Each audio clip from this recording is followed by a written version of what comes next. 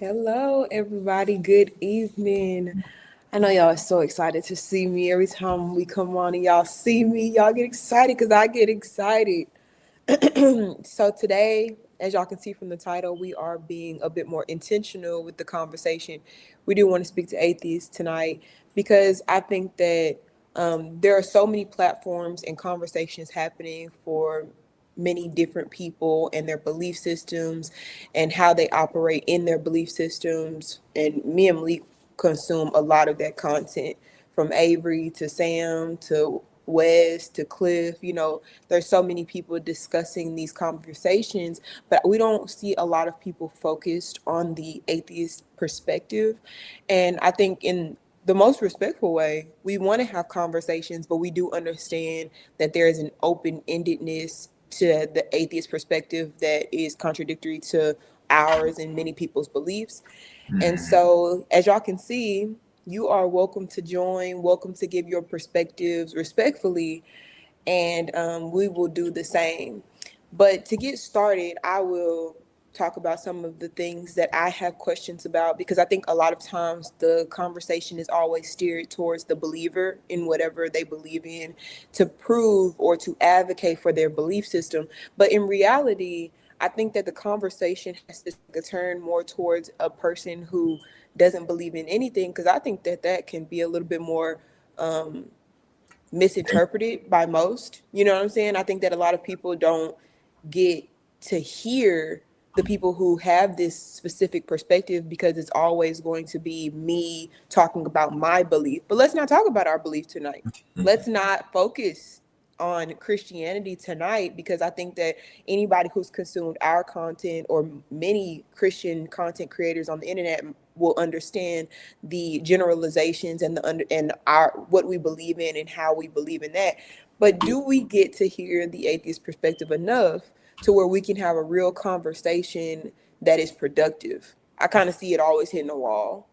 Yeah, Even when you were on here, because I got off early one night, and Malik had a conversation and it became super aggressive. And it's like, that's not productive. That's yeah, not productive at all. So that's what we're trying to get tonight, a productive conversation yeah. with anybody willing. Yeah, again, I pinned the link at the very top of the chat. I already pinned it, so you should be able to see it live in the chat. It says join if you disagree. So yeah, all we want is to have discussions with any atheist, because we're very curious. You hear from our perspectives all the time. We sit down with Christians all the time, with each other, and we have conversations about God existing and our interpretations of different scripture.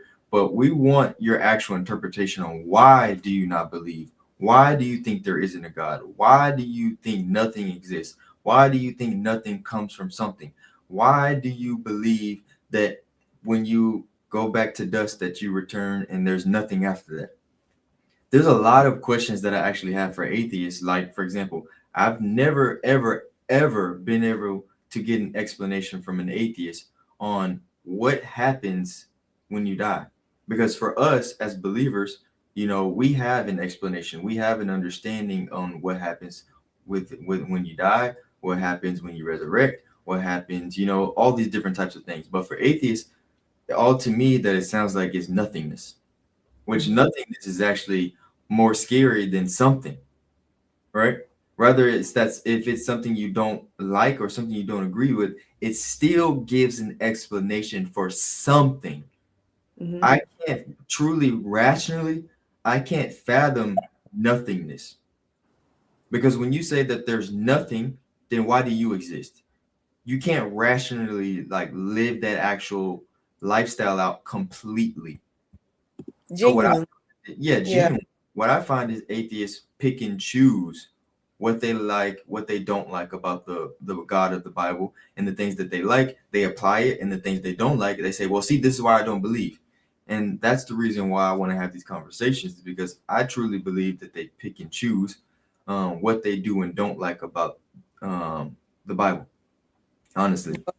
I mean, from my perspective, I don't think that they have many likes about the Bible at all. I think that there's a generalization of what is socially acceptable, and I think that there's just like a bandwagon mentality behind it. Like if everybody does this, then this is appropriate, and if nobody does this, then we don't do that because of societal, standard.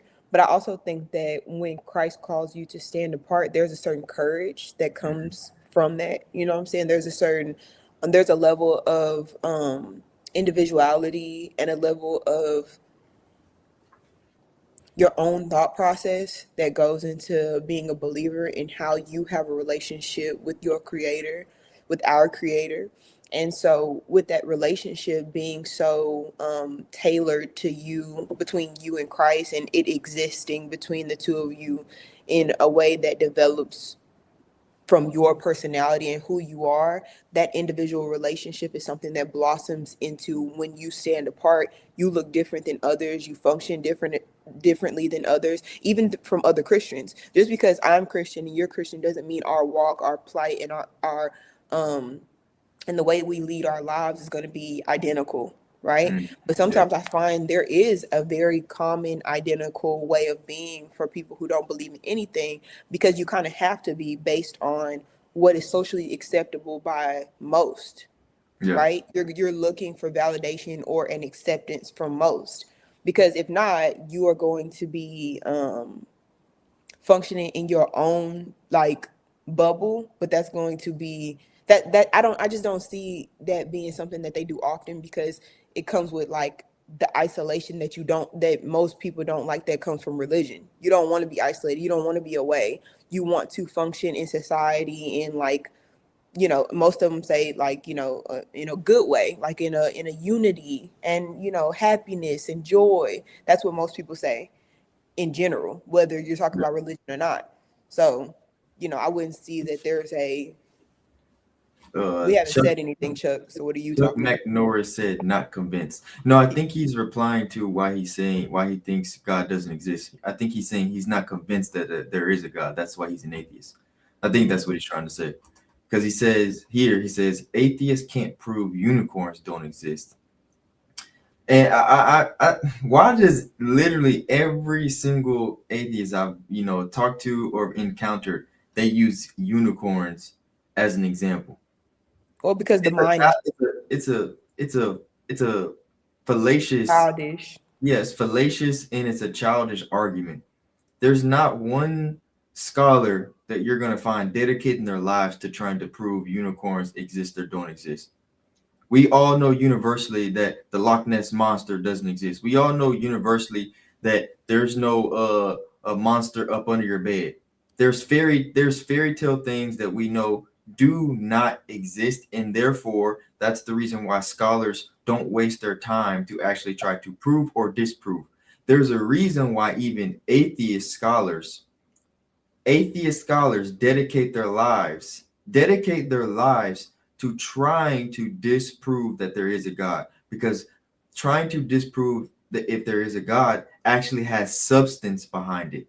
When you're talking about unicorns, this has no substance behind it other than you just trying to be fallacious. That's why I don't like this example, and you guys continuously try to use it just to be funny, and actually it's not funny, it's actually just annoying, honestly.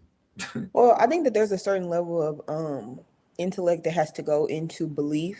There's having faith, having a perspective that leads you to a path of dignity and a certain standard of being takes a certain type of person. And so when you throw, like you say, fallacious or very childish things to compare it to God, and then we see that there is no like he says, substance behind the argument, it's because your intellect level hasn't reached the heights to be able to have an argument that is counterproductive, like something that where we can put it against God and say, okay, that matches, that makes sense, and we can see a human dilemma with unicorns that is substantiated and at the same level as God. And so when we go through these dilemmas, there it's a good comparison. It's something that can be productive and we can have a conversation. But there's not a lot of thought process that goes into not believing. It's just I just don't, because I don't want to, because I don't think about it, because I don't want to burden myself with trying to understand my purpose or my existence or what it is I want to be and who it is I want to show up as in this world. And so, and also the big elephant in the room is taking accountability for my actions and understanding that my actions have consequences, and those consequences are based on a moral lawgiver. And if that is not something that you subscribe to, then it's going to be just my own specific preference. And that is also something that we can have a conversation about, where your preferences and what you subscribe to, where that stems from, because it's not just from your mind singularly. You don't live in a world singularly. So these conversations are important, because I think that no matter what a person's belief system is, we need each other as human beings in this life, and relationships are very important. And so I think that if we can get to a place where it's normal to have these conversations, and it's normal to be able to disagree respectfully and have conversations that advance the human mind to new levels, and new levels of understanding, instead of divide and separate, then we can find a new level of intellect amongst us all, amongst the masses, and stop having these same unicorn boogeyman conversations. Yeah.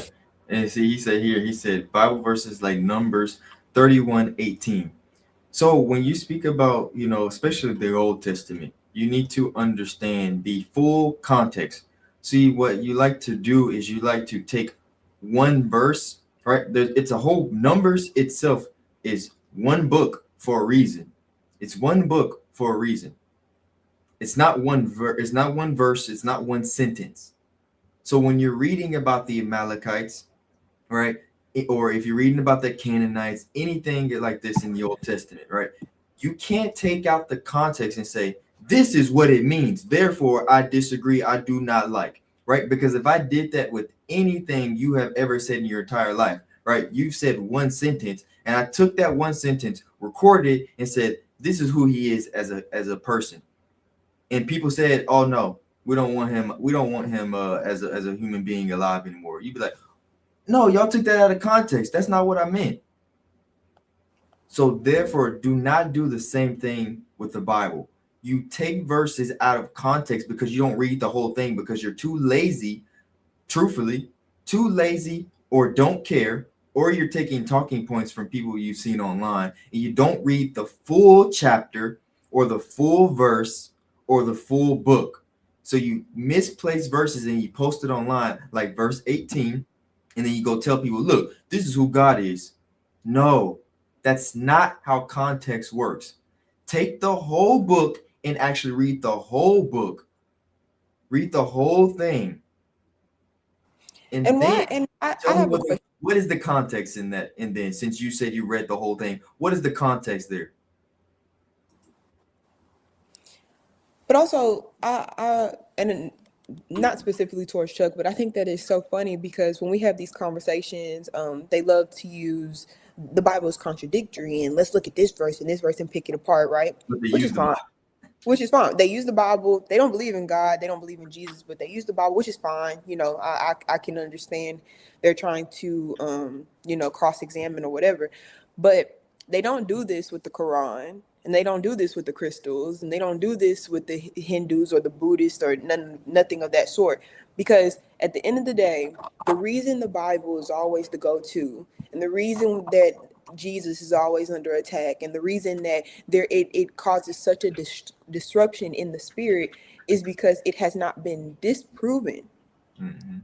If so, then you please, Chuck, let's just go ahead and get away from the Bible. Let's start asking real logical questions amongst human beings. Where is Jesus's body? After all these years, after all this time, we're human beings. We have electric cars that drive themselves. Like, we have come to a place where innovation is at an all-time high, and we're just getting more advanced and more advanced and more advanced. So we need to start getting to a place where the Bible is disproven. Jesus, we have clear, concrete evidence of Jesus did not resurrect, and his body was actually found here. And here's the evidence. Because y'all always want evidence from us, but have no evidence to disprove what we believe. We have a doctrine, and we understand it, and we have faith in it, and we believe in it. And for you to not believe in anything and to take a risk to say, oh, it's completely fake and fairy tales, right? Disprove it to us. Exactly. Help us to understand, level with us, help us to see what you see. But you can't. Exactly. Exactly. And see, this is what I mean by being fallacious and misunderstanding the text. Or actually, I'll say this: a lot of atheists, like Chuck here, right, are actually close-minded. Mm-hmm. Therefore, it doesn't matter what evidence you give them. It doesn't matter what you say to them. It doesn't matter. God can literally perform a miracle right in front of them, and they'll still find an excuse not to believe it.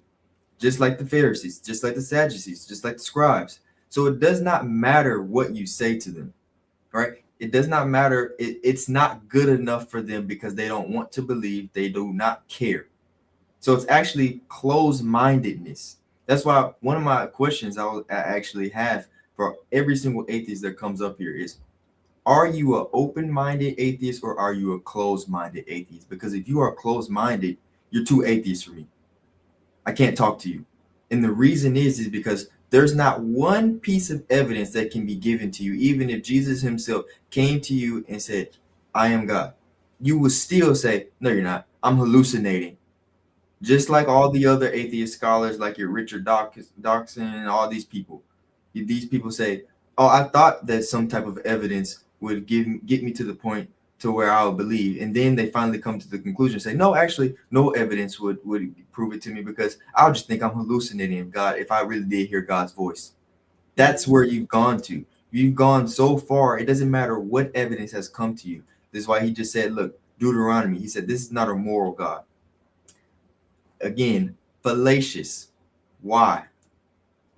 It says, if a man happens to meet a virgin who is not plagued to be married and rapes her, and they are discovered, he shall pay her father 50 shekels of silver. He must marry, he must marry the woman he defiled. He must marry the young woman, for he has violated her, and he can never divorce her as long as he lives. Where do you see injustice here? Wait, I have a Where better. do you see injustice here? He Hold said on, this is Malik. I have a question. This is so humorous to me.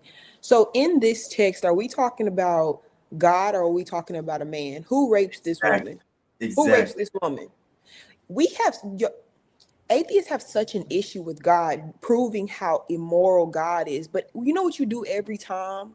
You prove how immoral men are, how Exactly. man is.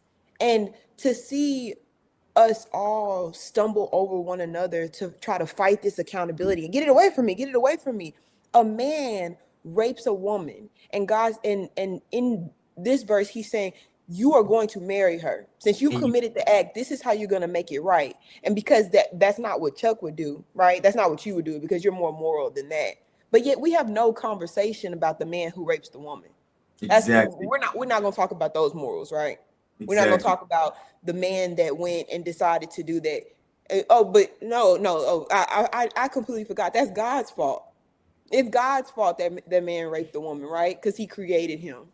And so then we go through this merry-go-round. So we can go ahead and skip forward. We go through this merry-go-round to say that maybe we should have never been created at all. Then that's what we Exactly. always end up, right? That's exactly. They put themselves in a circle that they can never answer because they try to blame God. They always try to blame God for the actions of man.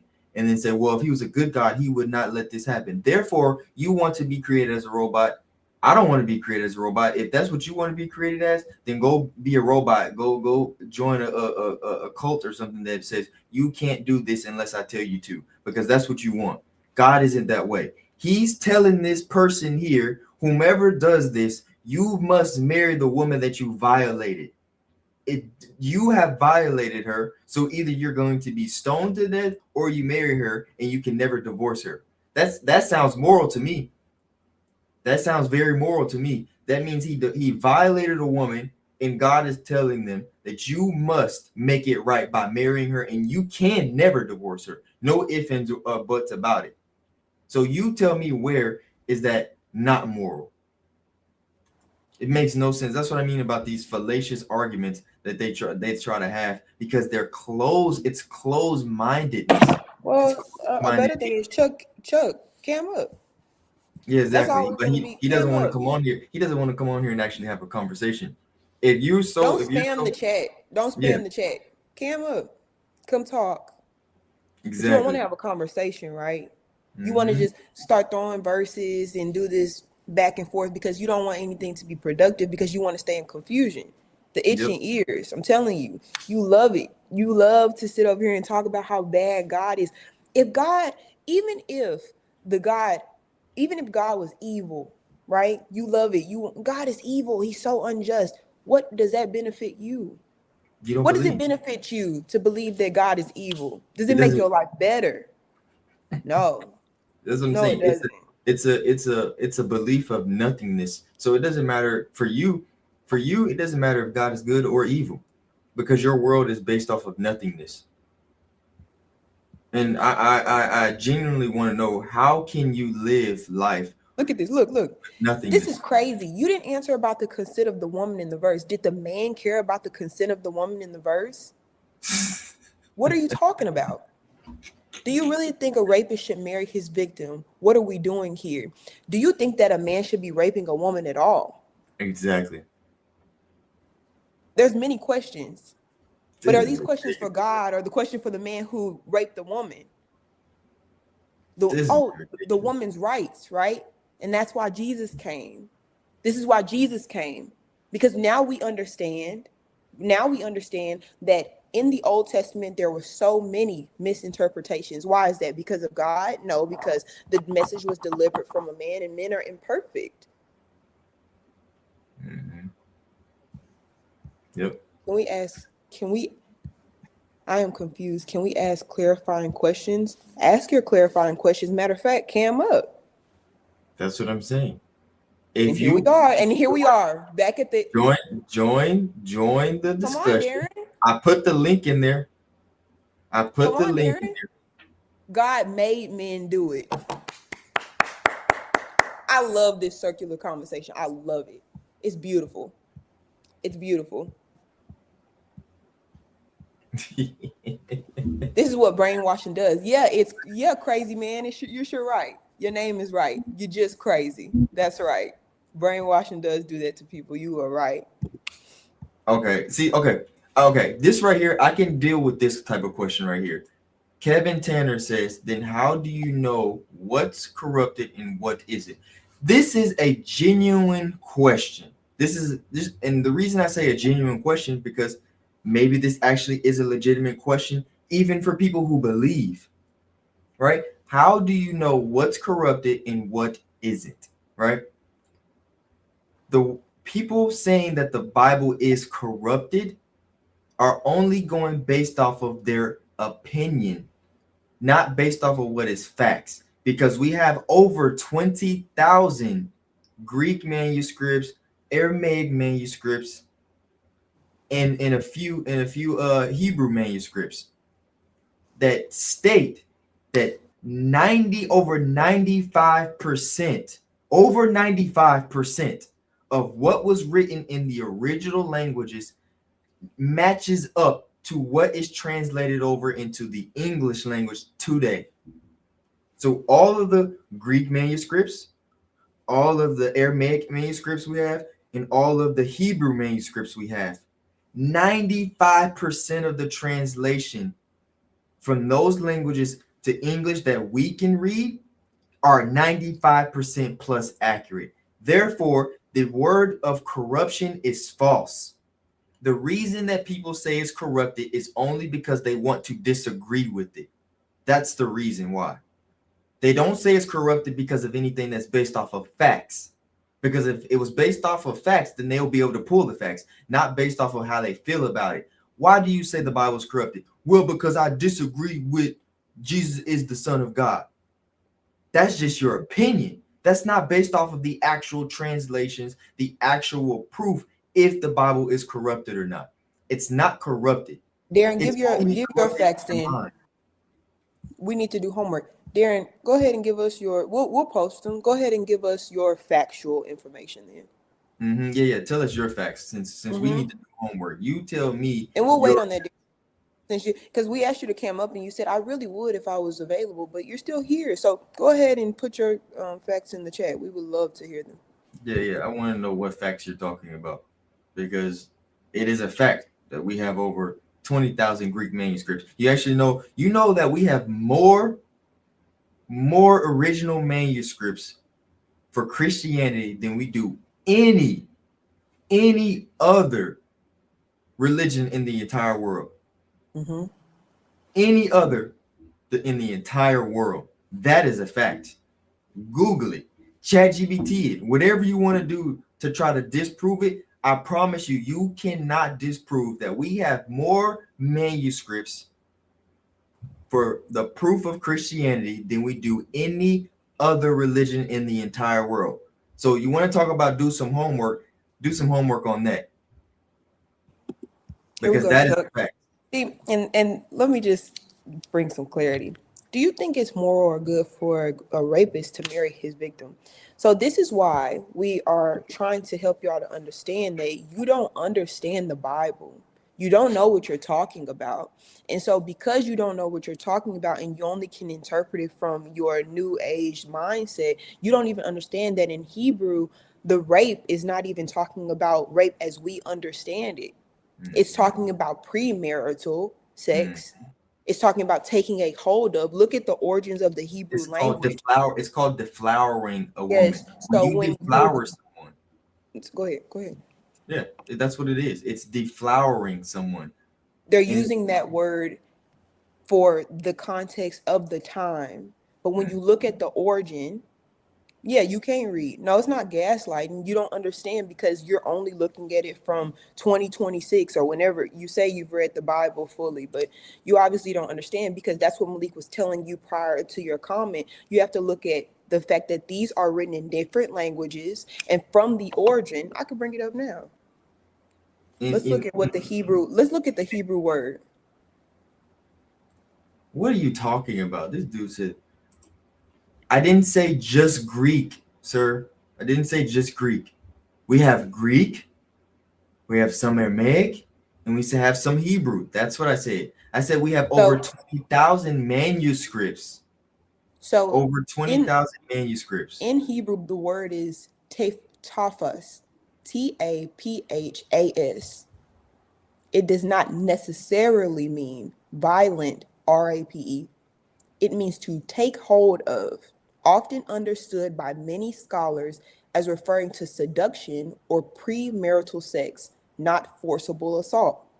But because you're closed minded and you don't understand, you're automatically going to deem something from your own judgment and your own perspective with no context and no valuable knowledge to help you to understand the character of God because you don't want to understand the character of God.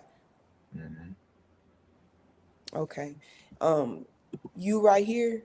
That's the No, whole point of what she. you right here. Okay. You got to think, baby. You got to think. You got to think. And I'm not saying you got to think a lot. I'm not saying it. I'm not saying you got to think a lot. I'm saying you just got to think a little bit. Because even here, we're having a discussion. Cam up. Cam up. Y'all are here texting, but you don't want to have a verbal conversation because you're not quick witted. You can't think. Because how in your mind, there's no word for rape in ancient Hebrew. Okay. I just told you the word. I just told you the word. Okay. Yeah, Anyway, so I think a lot of them think that they have to have an actual camera to get on here. No, all you need is audio. You don't have to actually have a camera like us. All you need is audio. If you click the link, it'll tell you to. As long as you have audio, like on TikTok, you can join someone's live and you can just use your phone and voice or whatever you want to do. You can just use your voice. You don't have to actually have a camera. Oh, no now audio either. We know. Because we know. We knew before you even said that. Chuck, we don't have to answer your question as fast as you're typing because if you can't get on the mic and you can't come and talk, we'll answer it when we get to it. I don't care how many times you type it. So just calm down. He's saying tell us the context. Is it okay for her to have to marry? Yes. Do you not understand what period of time you're talking about? Now, because you live in the 21st century, a woman losing her virginity in the 21st century to you means nothing. That's the reason why you don't understand the context, since you want to talk about intelligence. Use your intelligence. Does your intelligence tell you that in 2021, virginity is more important today, or was it more important back then? What does your intelligence tell you? I'll wait for you to answer that. And it's funny because you say you're putting down our intelligence. These are your words. I'm talking to you about what you're saying. I find it not to be that thoughtful. Again, But it's condescending. It's hold on. It's condescending when someone gives you the same type of notions that you're giving. But here, let's rewind because you don't understand why we're insulting your intelligence, right? Let's rewind.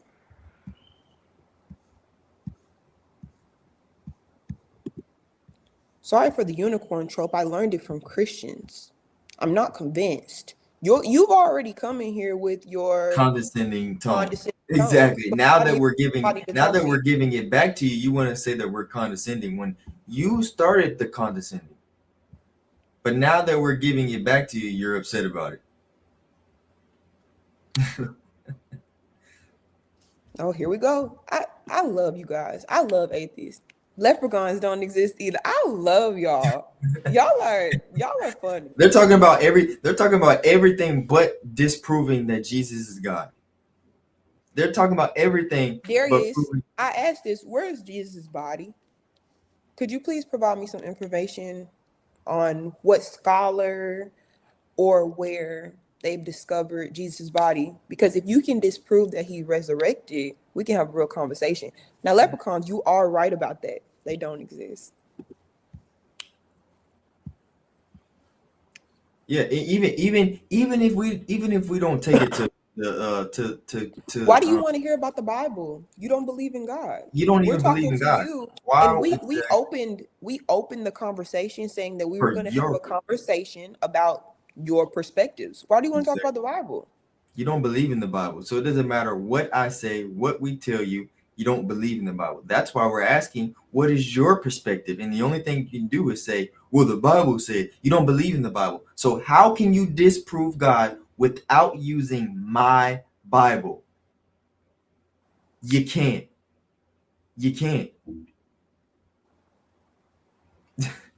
Oh my goodness. And Well, even if you don't use Christ's resurrection, right? Disprove the origin of the church. Disprove the origin of the church. Why was the church established the way it was established? Because the people who were there at the time in the place of his resurrection, they really believed and they really died for what they said they saw. So much so that it started the church. They truly believed that they saw the dead Christ risen from the dead. So disprove the origin of the church.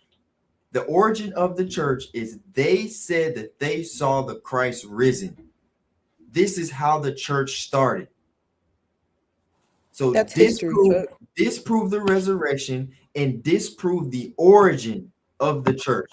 Because the origin of the church says they really believed that Christ had died and resurrected, and they were willing to die because of what they said that they saw. I Darius. No. You can't answer a question with a question. Don't talk. We're not talking about the goddess of Yeah, we don't, Athene. we No, no, don't care about no. these Answer fake. my question. Where is Jesus' body? Go research that, and then we'll answer your question. We'll talk about all that, sure, for fun. But before you ask me a question, you're going to answer my question. Where is Jesus' body? Tell me. He said, I can prove your God doesn't exist. Understand how a woman's body works. Well, What that's does that funny mean? seeing that he created the woman's body. Please, let's talk about that.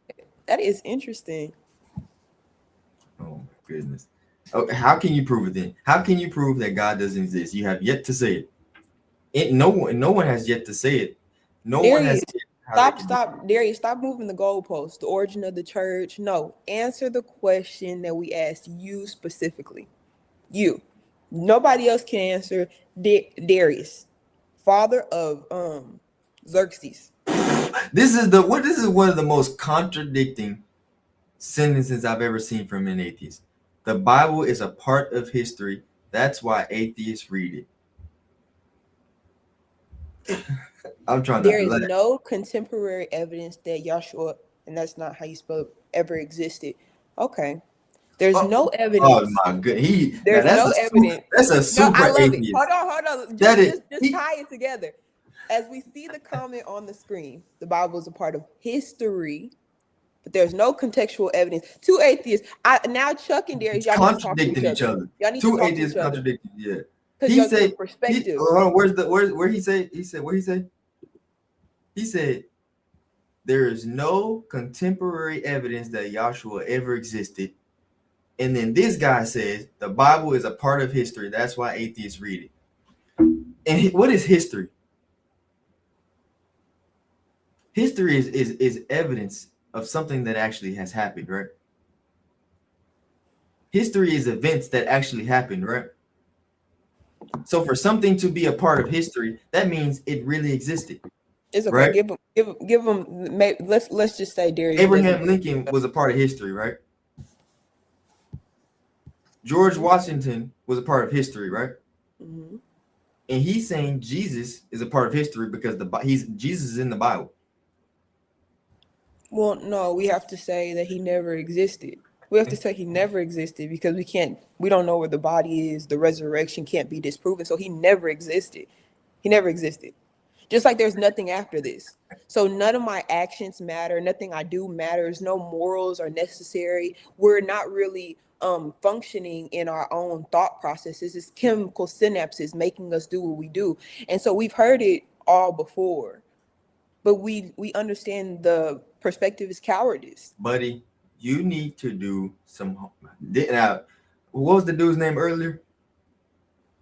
Um, five. This one, five kid. Yeah. That Him. him, and not We all. It already was read Deuteronomy. Are you a little late? We already read this. Malik brought it up on the screen. exactly. This dude says that the origin of the church was created by Constantine. This is false. This is 100% false.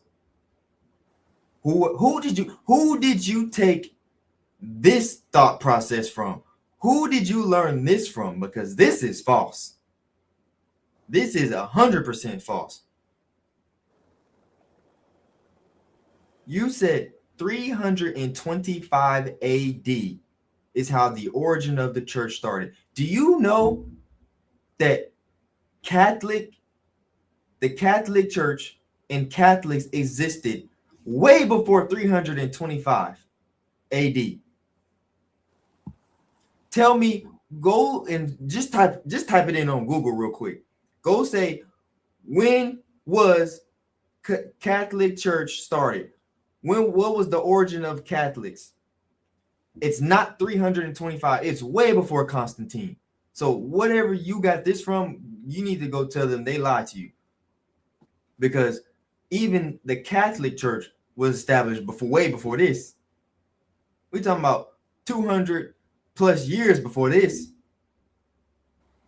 What are you talking about?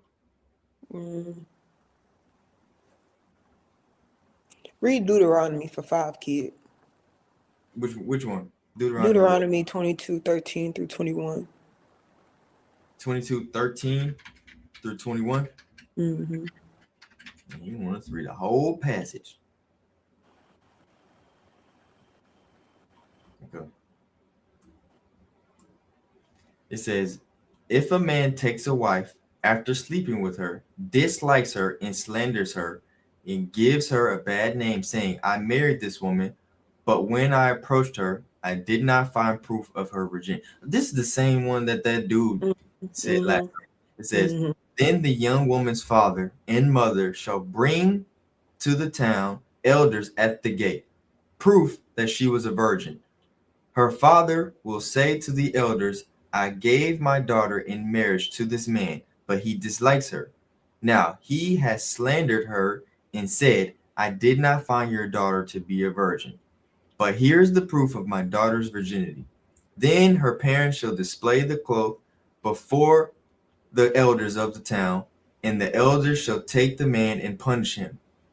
They shall fine him 100 shekels of silver and give them to the young woman's father, because this man has given an Israelite virgin a bad name. She shall continue to be his wife. He must not divorce her as long as he lives.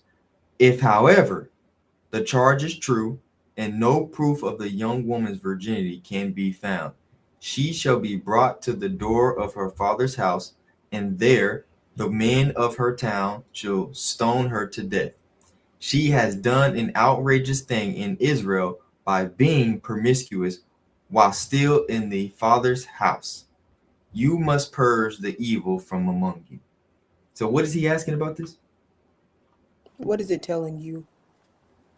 What is it? What is it telling me? Mm-hmm. What it's saying is verbatim. You have a man who marries a woman. He is saying that he does not believe she is a virgin, therefore he does not want to be with her anymore.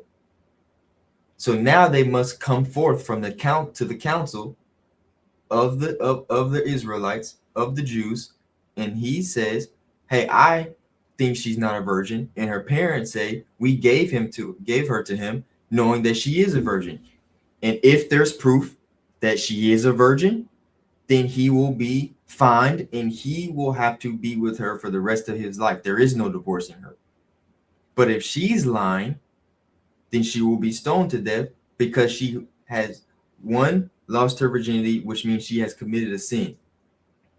Because she had lost her virginity before marriage, because she was not married. So Mm-hmm. this is why they say the evil has to be put away, because she was stoned. Because if they find proof she was not a virgin, this means she has lost her virginity. This means she has had sex with outside of marriage. This is sinful. Fornication. Um, Kid five, whatever your name is, just ask the question.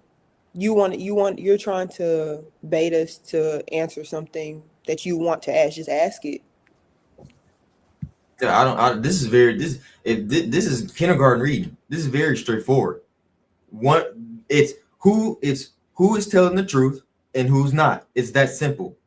Is the woman telling the truth, or is the man telling the truth? And there is a result for both. If the man is telling the truth, this will happen to her. If the woman is telling the truth, this will happen to him. It's pretty straightforward. It's self-explanatory. It's third grade reading. I don't understand what's so hard about understanding that, other than you may not like it. But what you may and may not like is not up to your discretion. You're not the judge or the executioner. Just like if someone committed a crime and you didn't like the punishment that they got, it wasn't up to you to decide. It was the judge who decided, not you. So what's your question about this? Because it's very simple and explanatory. Straight to the point, honestly. Darius, that's used out of context. Matthew 10:34. Why is he But jumping? He didn't he just wanted us to read Deuteronomy? it Or wasn't him. oh, it was in We P. read Deuteronomy. It was clear and straightforward. But this is my whole thing. This is my whole thing about it. Any of the Old Testament, I don't disregard the Old Testament at all.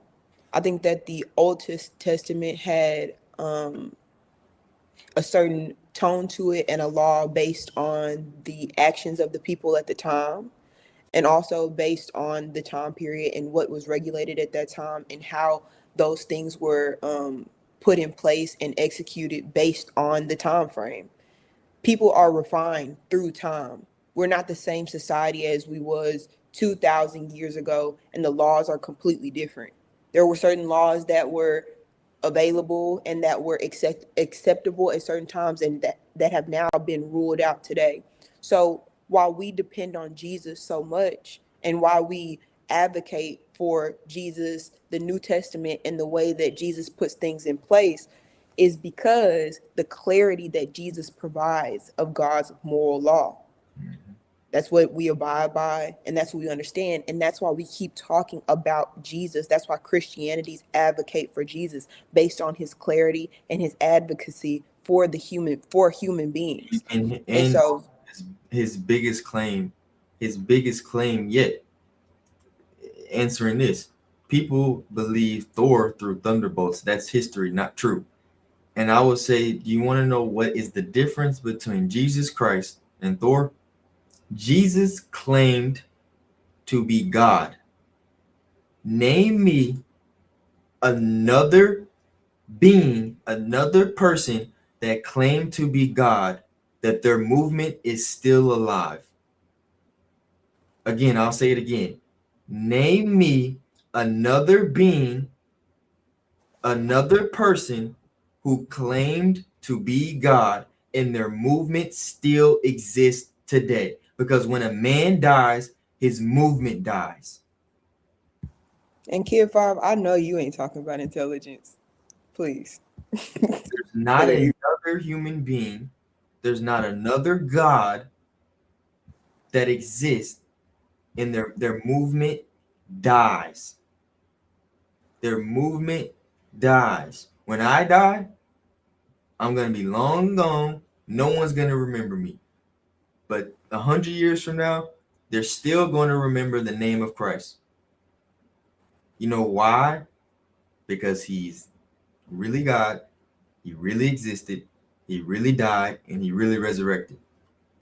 So name me another being that claimed to be God.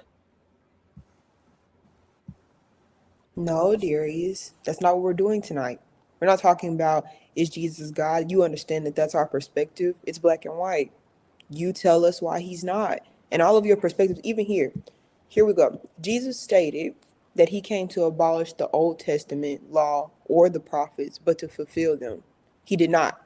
That he did not claim. And we never said that he did. I literally came and said clarity, clarity to fulfill them. 1 second. Now, at least he admitted this.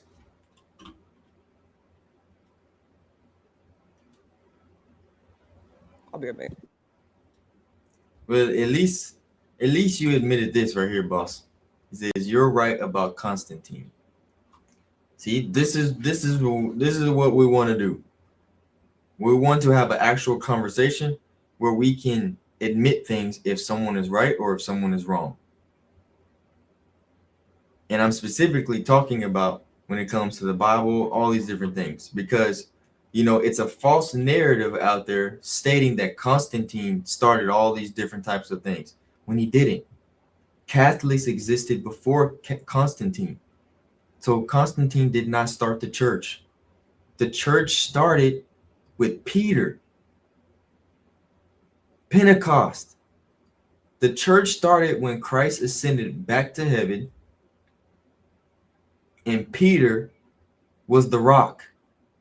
This is how the church started, and people really died.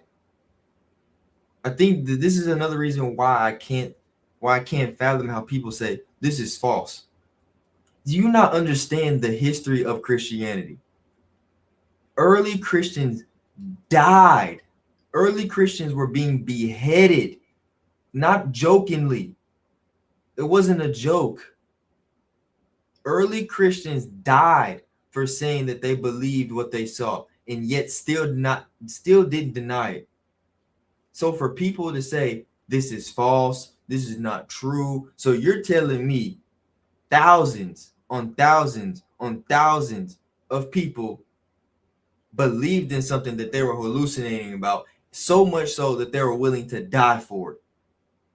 Explain that to me. Explain to me how all of these people aligned in a belief in something, so much so that they were willing to be beheaded, they were willing to be sworded, they were willing to be thrown off cliffs, they were willing to be burned, they were willing to do anything necessary except deny what they believed about Jesus Christ. And you telling me that that's a joke? It's not a joke to die. I don't think anyone in this chat is ready to die. Nobody. I don't think anybody in this chat is ready to die today, right now, at this very second.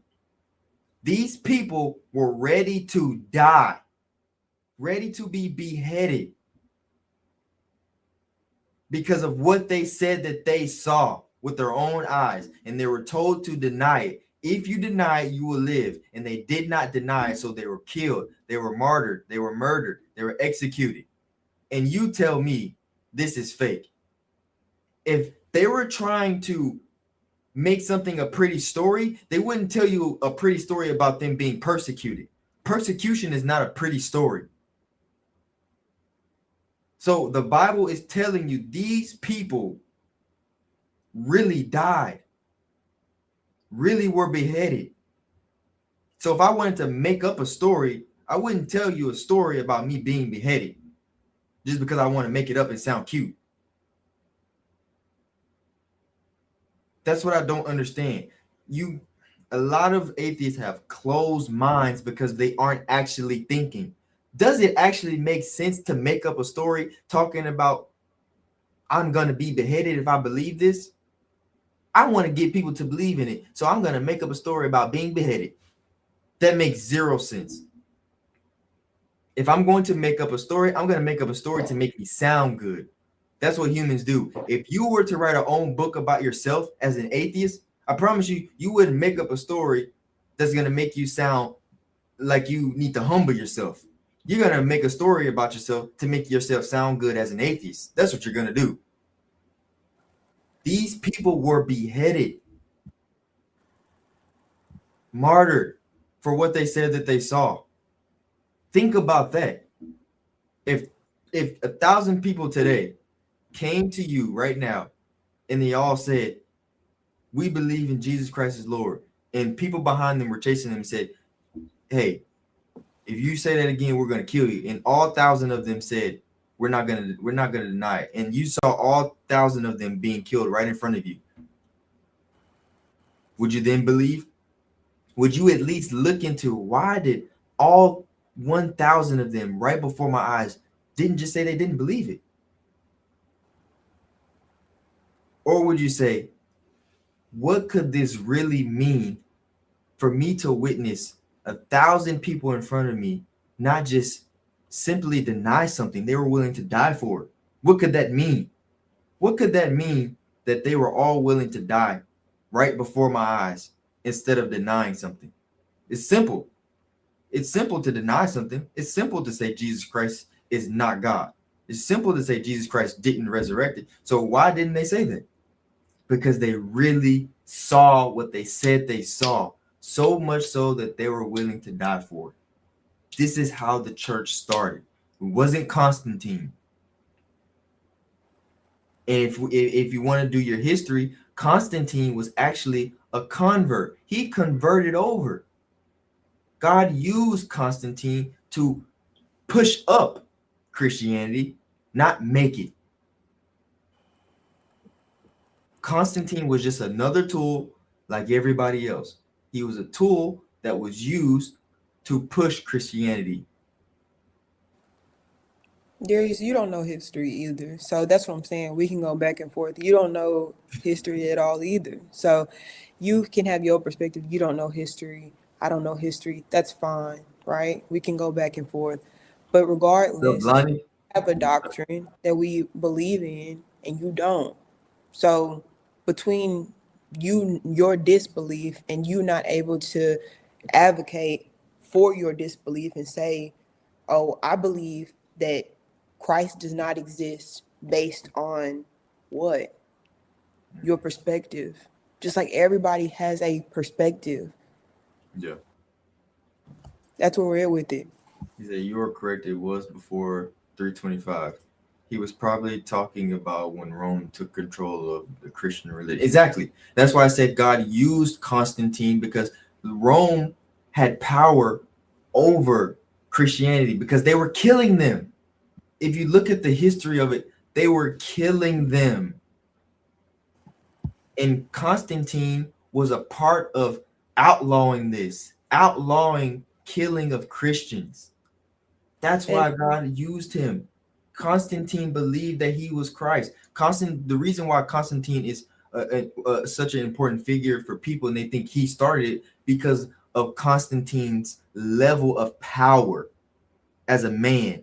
He had a level of power as a man, and this shows you the power of Christ, because as high a level of that Constantine was, he still submitted to Jesus Christ. So much so that he started changing the narrative of how Christianity was sought after, in killing Christians, all these different things. And he had a very high status, but he knew that there was something above him.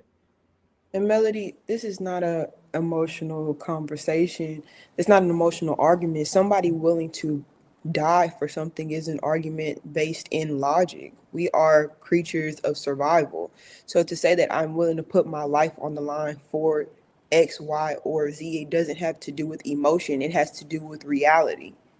And that's what we're talking about here tonight, reality, whether you want to believe it or not. Your perspective to believe or not believe is fine. But when someone is willing to end their life based on an external experience, then you have to have a real logical conversation about that. Yeah. Jonestown people died. Yes, they did. Did they die for their faith? I Says don't. Jesus Christ of Nazareth. Bless, amen. Romans 10:9. If you declare with your mouth Jesus is Lord and believe in your heart that God raised him from the dead, you will be saved. Amen. Exactly, Brian. This is exactly what we're saying. There's a complete difference because there died because of standoff with police over a gun law being broken. This is something that is completely different than me being able to say I did not see it. If you say you did not see it, you'll live. That's a completely different instance. This is something that is easy. Even if I did see it, if I seen something in this life, we're not talking about God. If I seen something in this life and he say, well, if you say you seen it, I'm going to kill you. My brain will start to say, well, you know what? I might just say I didn't see it. Mm-hmm. I might just say I didn't see it. Yep. There has to be something that is more divine and more powerful that you believe in for you to naturally go against death. Because people don't want to die. That is the truth.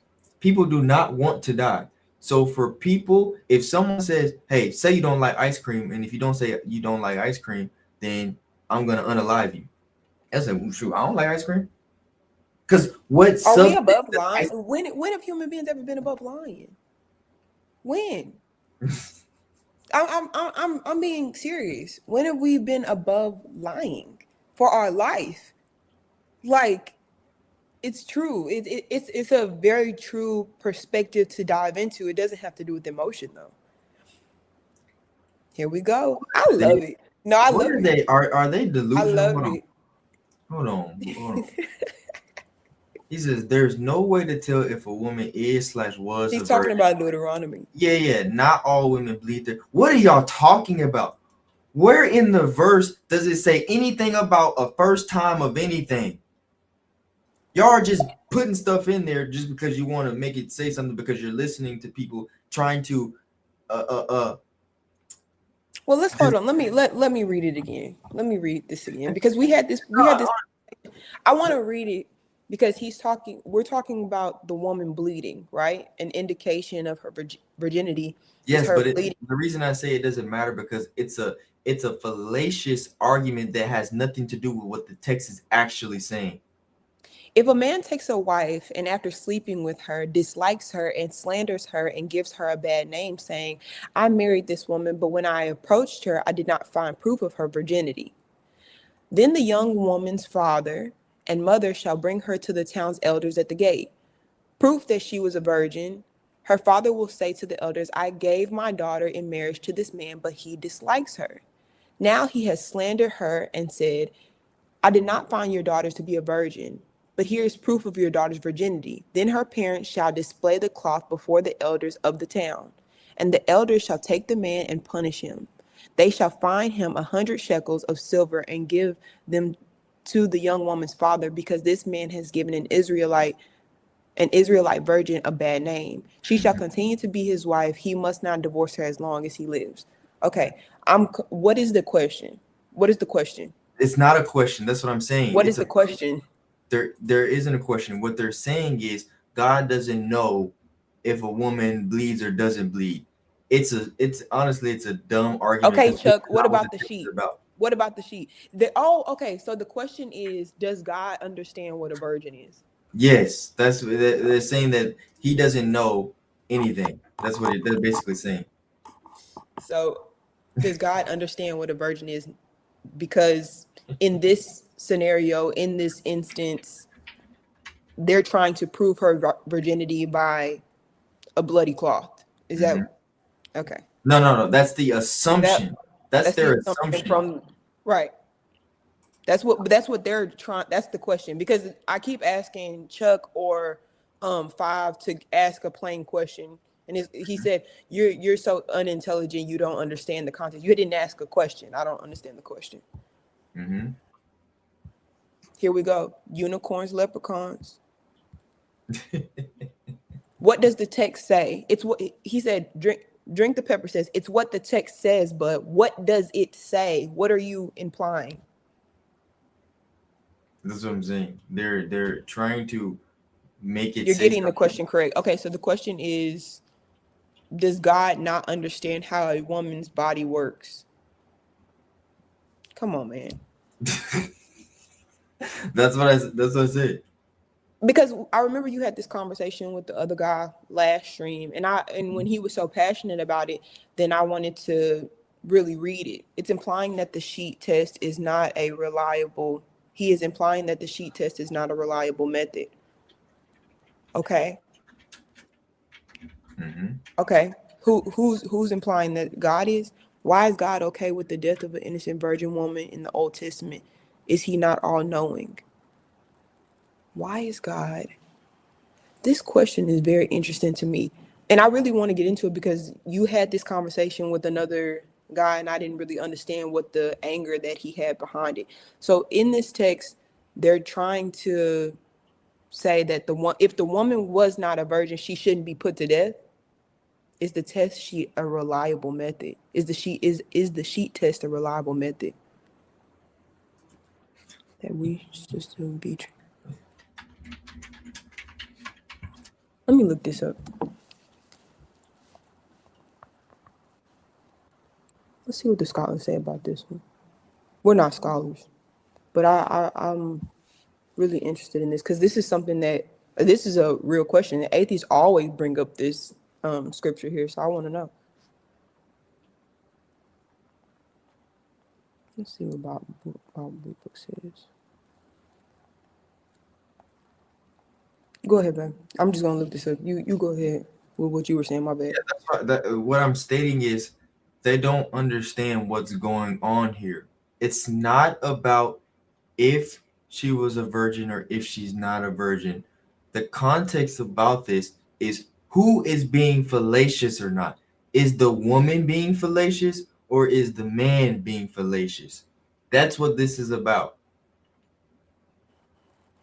What it's about is the man lying on her name or is she lying before her husband? That's what this is about.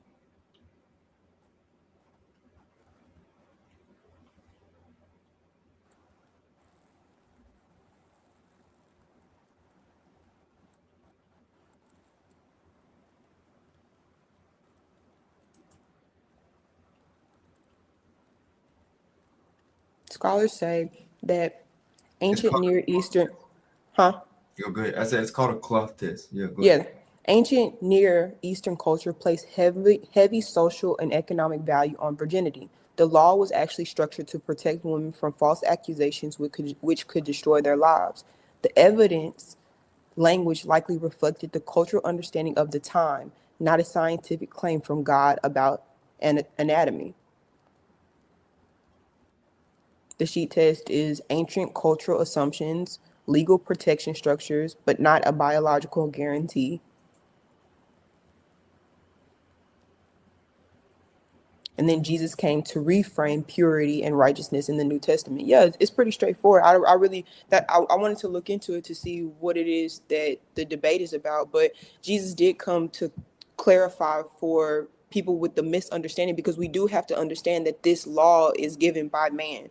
This is not God speaking from the sky. This is a man giving a law that he's Moses is saying that this is the law from God. And so with this, man is subjected to misunderstanding. Yet and still, this doesn't talk about that. We're not advocating for anything other than what God is saying in this context, which is, if a woman does this, if a woman lies, here's her punishment. If a man lies, here's his punishment, which is the overall perspective of this text. It has less to do with the cloth test and the scientific anatomy that y'all are trying to say God doesn't understand. That's not the purpose of the That's text what at I'm all. saying. The whole point of this has nothing to do with the cloth test. I It's never said that it about was a word. I said that it's delivered from a man, Vanessa. It's delivered from a it's man. I didn't about say the that it was. violation. Is the man slandering her name, right? And giving her a bad name, or is the woman promiscuous and she has had sex outside of marriage? Therefore, she was already deflowered, not telling her husband, and is in fact committing evil. Right? This is a serious violation. This is why this passage is called marriage violations. It's not about the test. It's not about the test. It's about the heart. That's what it's about. Is the man's heart a lying spirit, or is the woman's heart a lying spirit? That's what this is about. That's why I didn't even want to go into this, because they're they're they're Well, they're not if going. you They're not. avoid it, if you avoid having the conversation, then it seems as though there's some type of, oh, but no one wants to talk about Deuteronomy. And so I really wanted to delve in to understand what the, disconnection between the text and what people are reading is. And overall, it has way less to do with the cloth test. Oh, the cloth test, and more to do with honesty and reputation at that Mhm. time. Yeah, exactly. And there's a lot of. I have yet to see one of you guys. You guys are making a lot of claims and a lot of things like, oh, you guys don't have the intelligence to understand. Come up here and talk then. Since you're so smart, you're so smart. Come up here and have a conversation. He don't want to. I already asked him. I already asked Kid Father to come up. He said no. Can you define God? Can you? Can you? I would Yeah, love to yeah. understand I could your define. perspective. I could define God. But before you do, because again, we're this is not about our perspective. This is about your perspective as an atheist. You cannot. So because you have no perception of God, you want me to define a God that you don't believe in, and so therefore you can't define him. You don't understand or have any perspective of God, but you want us to give a perspective when you don't believe in him. That's another It's circular easy. conversation. It's easy. Define. Go Can ahead. you Go define? ahead. You can. Go ahead. Yeah, Jesus Christ. There you go. That's your definition. This is that simple. Can you define God? Yes. Jesus Christ. That's the definition of God. He who does not believe that I am he will die in his sins. That's No, John. it's not. That's not an example. That's clearly the definition. Who or what is God? Jesus Christ. It's not an example. It's not an example. Yeah, it's not an example. It's literal. Jesus is literally God. Therefore, how do you define God? Jesus. There is no other example of God. Jesus. But Died, resurrected. don't foretell your eternity. Don't do that. Even Jesus if you said feel as though it's lighthearted, no, no, I don't even think they don't understand what that means. That's why even Jesus, when he died on that cross, he said, "Forgive them, Father, for they do not know what they do." When she says, "Then I'll die in my sins," she doesn't even understand what that means. She doesn't understand what that actually means. So I actually feel for her they and keep feel saying feel They keep sad saying for her. the burden of proof is on you. The burden of proof is on you. Atheists cannot disprove God. That's the title, isn't it? Is that Mm-hmm. what it says? That's the joke. So it's not. Because we're asking you a question. We're on here asking you to disprove God. We told you what we believe in. You want to know why? You want to know why the burden of proof is on the atheists? You want to know why? Because there is more people in the That's good. entire. So disprove it. If you know the stories, you were a Exactly. Christian for 30 years, that's fine. I And bet you. and I you bet out you. of all people can disprove because you understand. I bet you the reason that she's not a believer, or who, if he or she, Melody, I can bet you that the reason they're not a believer anymore is because of personal experience, not because of God. Personal experience. The church, this. My mom, this. My dad, this. People do this. Man does this. Man failed me. Therefore, because man failed me and they said that they believe in Christ, that means God has failed me. No. I can almost guarantee it. The reason you don't believe is because man failed you and you blame God for it. That is 95% of the time what happens to people who say I was a believer and then now I'm not. Man failed you and you tried to blame God for it. Mm-hmm. That's like saying, I use this as an example all the time. That's like saying Michael Jackson is a great singer. Therefore, if someone comes after him and tries to sing Michael Jackson songs, but they suck, you're going to go to Michael Jackson and say, Michael Jackson was a bad singer because the people who said that they love him and tried to duplicate his songs, they suck. Therefore, Michael Jackson sucks. No, that makes zero rational sense. Makes no sense at all. You wouldn't say that because someone who's trying to duplicate Michael Jackson and they Melody, weren't good at it. when you're texting, do you understand that you're very contradictory? Blame what? How can I blame something I don't believe in? You just said you were going to die in your sins. What are you talking about? What are you talking about? And you Slow said down. Slow down, Texas. Slow down. and you said that you were a believer.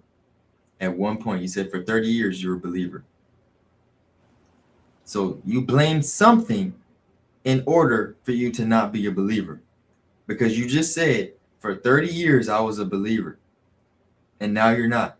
So there's something that happened in that 30 years that you blamed for the reason why you're not a believer.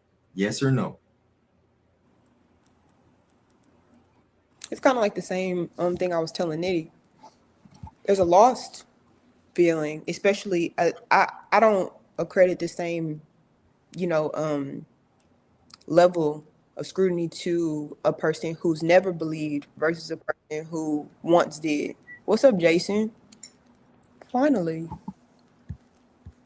Jason, no cam. Let's add Mr. Jason to the stage. You are on stage, Jason.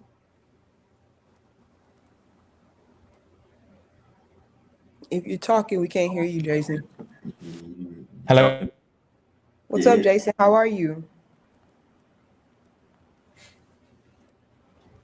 Yeah, your audio went out again.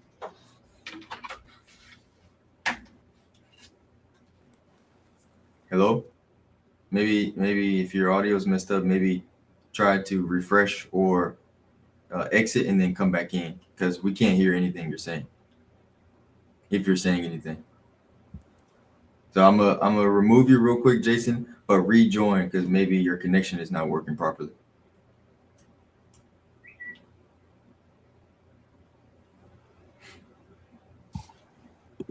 You gotta kick him. Yeah, just rejoin, Jason, because I don't think your audio was working properly.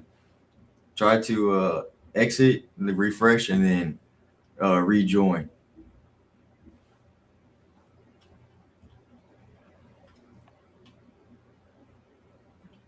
Try to rejoin. Lonnie said they can't do it. Lonnie, They you know can't. what? Lonnie, you know they can't do it, man. They cannot. They cannot disprove God. The only thing that they can do is everything is based off of opinion. It's based off of opinion, right? Not based off of any facts. But also, and I fall short of this all the time. We have to stop getting caught up in being the most intelligent, the most smart, the most. I've read everything, and do you know about this, and do you know about that, and this and that. Regardless, we're coming straight from the Bible on Mm. our end. You're going to have to cite and understand your sources on yours, but we're not going to have to understand your sources or your sightings because it's not our belief system. You believe in nothing. We want Right. to understand why. We want to understand why you do not believe in God, and yet you will use sources of something you don't believe in, and then you'll go and one atheist will say, well, it's history, and the other one will say, well, it's not. Because there's no belief system, there's no line in y'all's belief system. There's just subjectiveness, what I believe and what he believes and what they believe. You know what I'm saying? He And said, so that's prove why it's confusing. prove Yahshua was God. Okay. Let's prove that he was God. Just real quick. It's literally just gonna take just one verse. One verse. In order to go to heaven, in order to go to heaven, what must you believe? Who do you need to believe in to go to heaven? Just general. Jesus, No, no, in Jesus, general. No, in general. Who do you need? What do you need to believe in to go to heaven? God, What? God. Okay. So we all know universally that you must believe in God to go to heaven, right? Jesus doesn't say believe in God and go to heaven. Jesus says, this is red lettering. This means the words of Jesus Christ. Jesus said to her, I am the resurrection and the life. He who believes in me, though he may die, he shall live. And whoever lives and believes in me shall never die. Do you believe this? Jesus is saying, he didn't say, believe in God and you'll live. Believe in God, even though your body will die, you will live. No, he said, believe in me. Believe in me and you shall live. He is claiming to be God based off of the word choices he used. He said that your faith must be put in him in order for you to live. In order for you to go to heaven, we all know you got to believe in God. Jesus is saying, believe in me. Therefore, he's claiming to be God. What's up, Jason? Let's hear if your mic is working. You hear me now? Yeah, Yeah, we yeah. hear. yeah. Hey, how are you guys doing tonight? Good. Good. How How are are you? you? Good. I'm doing great. Great.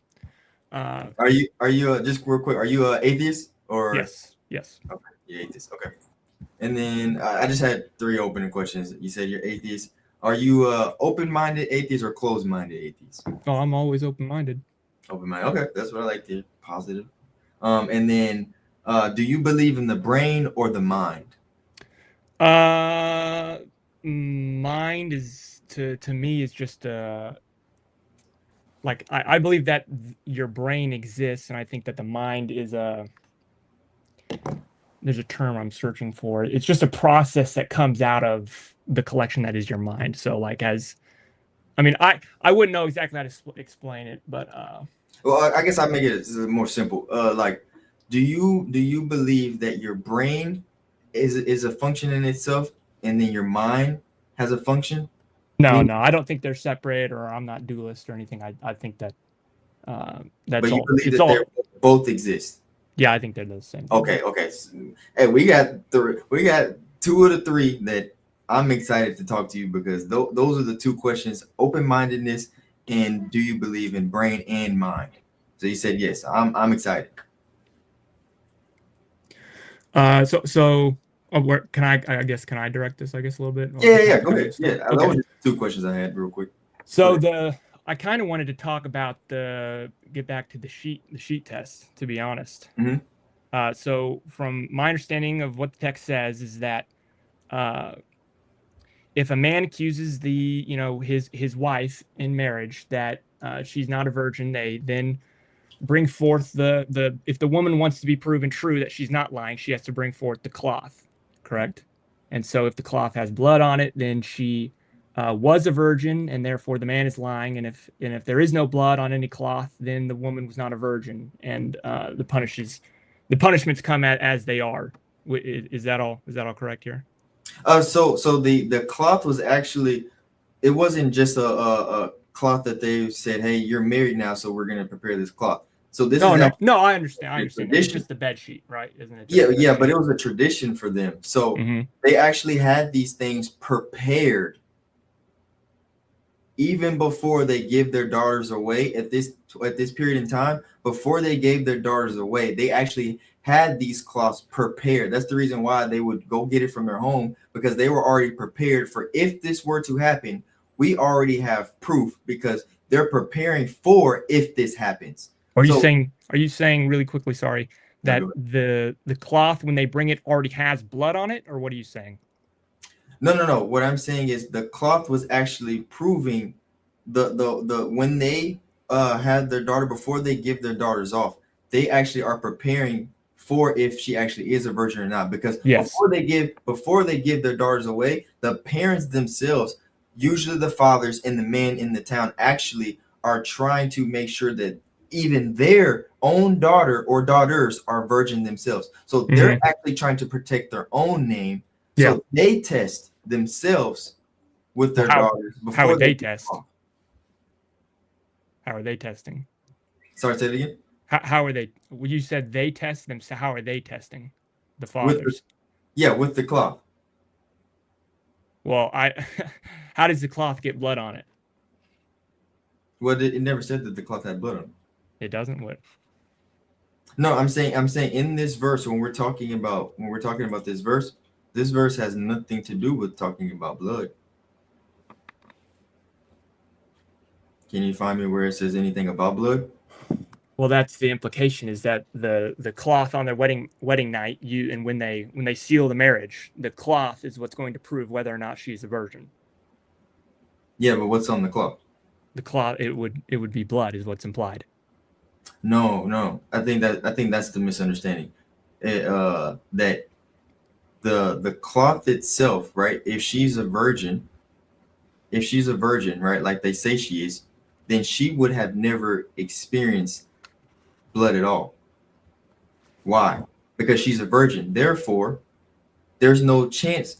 They're bringing forth a cloth that is not blooded. So okay, really quick. You think, or not? What you're saying is that there is a cloth that she's already been sleeping on, and that since there's no blood on the cloth, that proves that for the whole time leading up into that moment, she is a virgin to that point. Yes. So what they're testing is what they're proving is my daughter has been a virgin since birth. We made the cloth. Yes, exactly. Okay. Yes, exactly. Because the only way she can get blood on the cloth is she would have to have sex if she was going to bleed, right? So they're presenting it saying, hey, she has never had blood on her cloth. Okay, so you just said the way that blood gets on the cloth is if she has sex or not, correct? No, I'm saying if it even does happen, but they're presenting it saying she has never experienced this. So you're saying this is more a point of whether or not she is like on her period, or whether or not she is a virgin? No, whether or not she is a virgin, because eventually, would she or would she not bleed eventually? Yeah, I agree. Yeah. Yes. So the point of it is the cloth that they're bringing forth is a cloth that is clear. She has had this cloth since she has been of age. Because it was a tradition for them. So they're bringing forth, hey, we cut this cloth when she was, let's say, 9 years old. We're giving her away at 18 years old. We have the same cloth from when she was 9 all the way till she was 18. And eventually, when she gets with her husband, she will eventually, whether it was the first time, second time, third time, eventually she will end up bleeding. Therefore, there would be a blooded cloth after the fact. So they're presenting it saying, hey, she has been clear since we have made this cloth. Rather, and some, depending on the for families, it would be different. Some of them may have started when the daughter was 6 to 18. Some of them may have started when she was 9 to 18, but they're preparing themselves for if this happens. And they would prepare themselves traditionally years ahead of time. Just so that we've had this. Go ahead, sorry. Oh, sorry, go ahead. I just wanted to ask, I'd never heard that interpretation before, and I think it's really, really interesting. I wanted to know what are some sources I could look into to corroborate all that. So yeah, you can actually look into like scholars. So you can look into pretty much any Protestant or Catholic scholar, of. But I would actually. Well, I mean, I'd hope it would be some type of anthropologist or an archaeologist or something rather than a just. No. The reason I'm saying them is because they would more know the traditions of an ethnic Jew, right? So I'm not science is one part, but what I'm talking about is the traditions of an ethnic Jew, what they traditionally would do. So the best way to find out what a ethnic Jew did traditionally 2,000 years ago is to go to the source of an ethnic Jew, or to go to a scientist that has no idea the traditions of an ethnic Jew. Why would the source of an ethnic Jew be a Catholic or a Protestant? No. I'm saying you can go to these type of scholars. Oh, okay. And I was gonna say, before you said that, I was gonna say, or you can go traditionally to an ethnic Jew, and you can go to their traditions. I mean, to be honest, I don't really care about the person itself as long as the evidence holds. But yeah, if you have like anyone in particular in mind where I can go read about this, that'd be awesome. Yeah. Let me get you. I mean, because my understanding was that the cloth is sitting. It's basically their bed sheet on the night where they go to seal the marriage. And if the woman bleeds when the bride and the groom, if she bleeds, then that's proof that she was a virgin up until that point. And if she doesn't bleed, then it's proof that she was not a virgin. Yeah, she would bleed eventually at some point in time, whether it was the first time, second time, or third time. I understand. Yeah, but if she didn't bleed that first time, then he would say that she wasn't a virgin on her wedding night. Yeah, he would say that, but then that's when they would. So their cloth that is what is called a marriage cloth. So that was what they would use once she got married. But the parents themselves have their own cloth and say, this is what we're bringing forth to show that she was a virgin. What you're talking about is what the husband and the wife would use once they got married. That is something that's different than what the parents kept, because the parents themselves kept the virginity cloth. They kept this, not the husband. And that's why they would bring it forth, not the husband.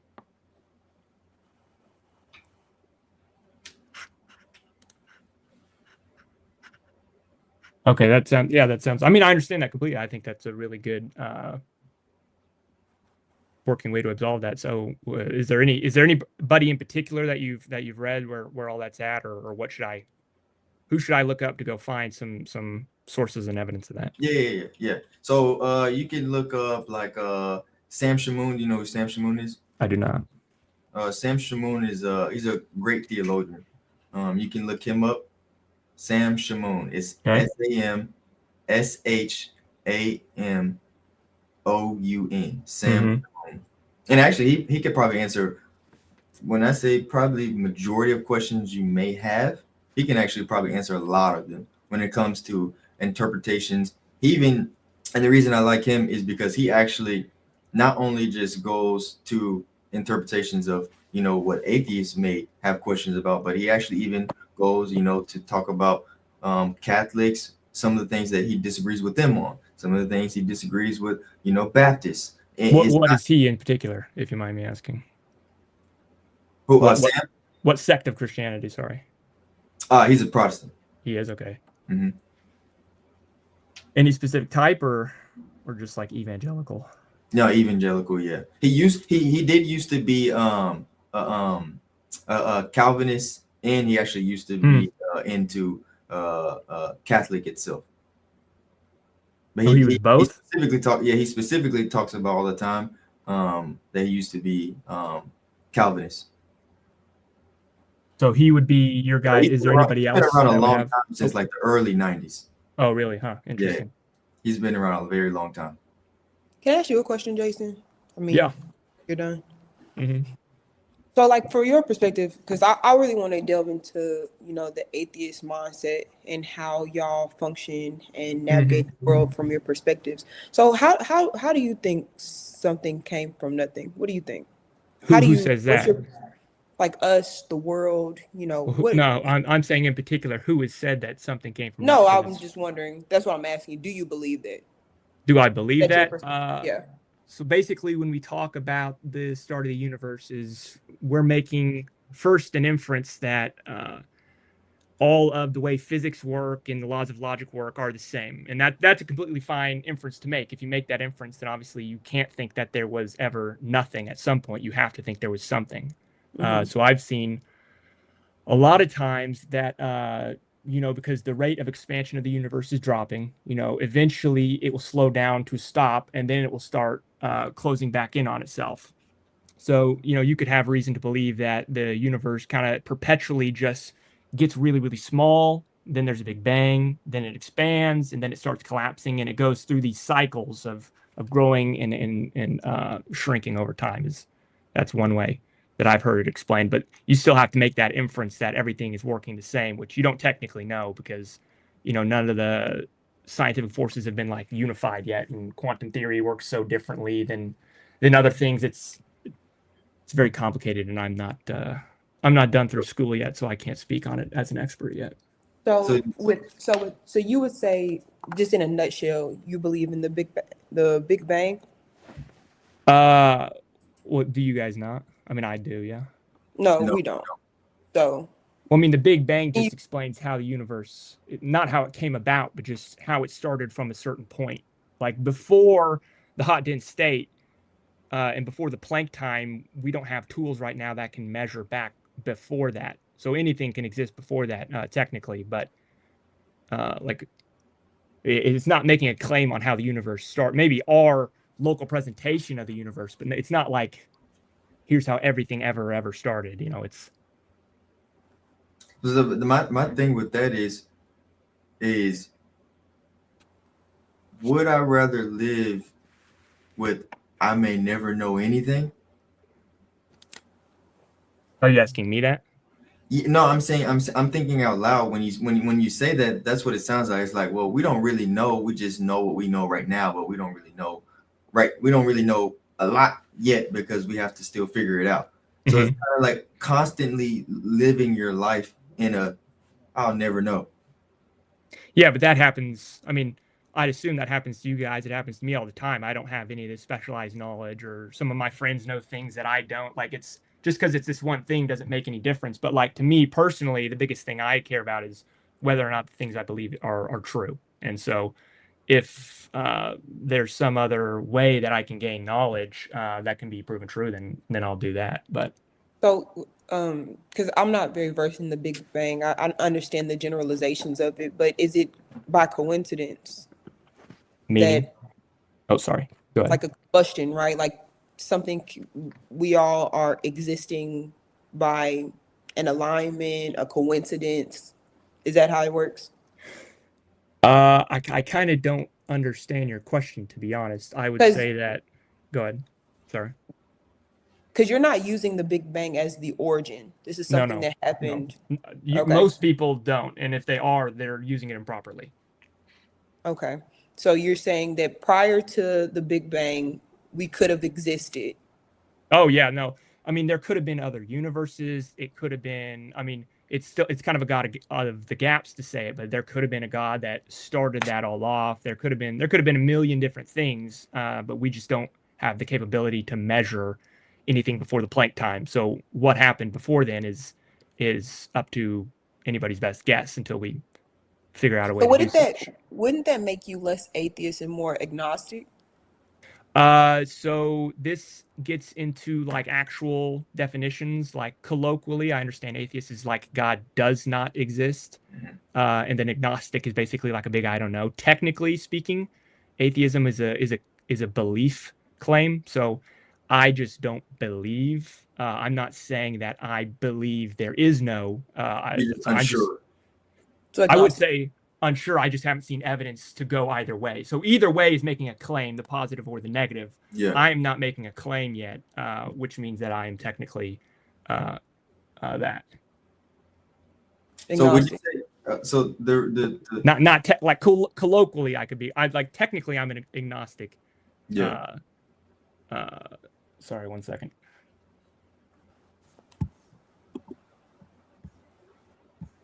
So with the oh sorry, he said hold on 1 second. Right?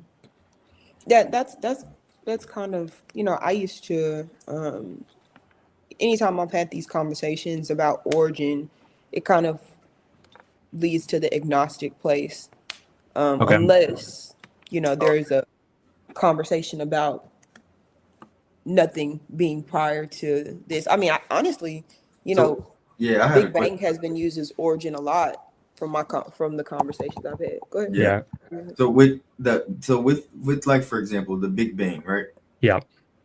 The reason that I can't believe that it was, a coincidence is Well, because just really quick, can you define what you mean by that? Because I'm still confused. What you what? mean by it's a coincidence? Well, you said that it could have just happened, right? You don't believe something placed it for it to happen. No. I mean, something could have placed it to happen, but I need to see evidence to believe that. Well, Big Bang is just an event that happened in the past. And yes, so what caused that? Like we that's know. that's Yeah. that's the question. What Yeah. caused it? Is it more plausible to say this is where it started for me? Is it more plausible for me to think that the cause of the Big Bang was, I don't know, or the cause of it was an intelligent mind caused it to happen? Which one sounds more rational? So I'll say this real quick. I'm not saying that the cause is I don't know. I'm just saying I don't know the cause. I think we all understand that. But what are you basing that on? What are your priors? So like when Well, I go ahead. so I'm basing it off of the rational thinking of the intelligence of how the universe is created, right? Well, The I mean that's kind of universe, begging the question. huh? Like that specific part was kind of begging the question. But like, I'm sorry. Just go ahead. Sorry, I keep Oh, sorry. interrupting. Yeah, I was saying, for example, the universe itself, we have gravity, we have oxygen, we have the solar system, we have all of these things that are perfectly in place for in order for humanity to survive, right? The sun is placed where it's placed perfectly. We're at the right position. If we were a little bit further, we would die. If we were a little bit closer, we would die. We're placed at the perfect spot in order for humanity to survive. So when I think to myself, how is it possible that something engineered so perfectly could happen by accident or could happen by, something bumping into each other by accident? Or does it make more sense for me to think something as intelligently placed as the universe had to have something that was even more intelligent than the way the universe was placed in order for it to be put there in the first place? For Yeah. example, I always use like Henry Ford, right? The automobile. The automobile, we know the automobile works because of the combustion engine, right? But also the automobile works because of Henry Ford. They don't contradict each other. No, I quite like that actually. You see what Yeah. I'm saying? They I've don't. seen Alex O'Connor talk about that, where if you say what happened to this character in a certain book, and you go, well, character B did this to character A, Mhm. and then these consequences happen. But what happened to this character in the book? And it's like, well, the author wanted to show this thematic message, and both of those messages are true at the same time. They don't exclude each other. I think that's a very cool thing to think about. Exactly. So it doesn't contradict. So that's what I'm thinking about. I'm saying, yes, science is here, gravity is here, energy is here, but it still doesn't negate the fact that if I'm hungry, right, and I want to pop some popcorn, right, obviously the microwave, the energy of the microwave is popping the popcorn. That's the reason why it's popping. But it's also popping because I'm hungry and I put it in the microwave. Yeah. So I both like that. Yeah. But I would say back to before you said that, like you're using a lot of these terms, engineered, placed. You are begging the question when you say that. You're presupposing that someone has done that and someone has designed that. So like I would reject that outright first. I would need to see that there is a designer first to believe that there is something to be designed. Okay, But, I'll give you an example. I'll give you an example of, so you say you have to have evidence and so to be able to reject it. Give me somebody who has created something intelligently, and you don't have a creator behind it. For example, you have a phone, don't you? well, okay, I understand what you're saying. Can I kind of say something else before Yeah. we go down this trail? I would say, like, something being intelligent doesn't have to be like a snowflake is it's not a chaotic random mashup. If you look at it under a microscope, it's like there are all these patterns, there are all these things, and it's not created at all. It's just a natural process that this thing comes about. And so there it would be an example for me of a complex thing that is that has no designer. And so I would also say that, like, I'm not very well designed under your worldview. Like, I have a heart condition, and it jacks me up all the time. And there's children who die instantly coming out of birth, and there's all these things I could say the exact opposite. So we can just keep pointing at examples for both ways on that. But can we talk about like a consciousness versus a being, right? Like there's a separation between like soul and body, right? Like don't So you, I because don't agree. you believe that we don't have a consciousness that's separate from our body. I would just ask for the evidence of that. Well, the body can exist. Like we can actually see a person who is not alive, right? The body is still here. Something leaves that body when they pass Something away. leaves, but we don't see it. What do you mean something leaves? I don't think anything They're not leaves. functional not anymore. They're not functioning in society as a human person, making decisions, being able Well, I to. agree their metabolic processes have stopped and they've gone into rigor mortis. I don't think that there's a soul livening, life giving thing that has left their body. I think that they have decayed and their DNA has run out and You they believe that died. we're just atoms. Yeah. Okay. So So then that's why I asked you from the beginning. Let's go back to the beginning. That's why I asked you from the beginning. Do you believe in the brain or do you believe in the mind? Oh, I thought I said I like he believed they're one. He did say that. He believes that I they are think together. they are one thing, but it's emergent. The word I was looking for was emergent. Consciousness is just an emergent thing that comes out of a functioning brain. Sorry, I must have misspoke. I didn't mean to say that I believed in that. Sorry. Yes. Okay. So you don't believe in, basically, you don't necessarily believe in we have a mind. You believe we have a brain that Yes.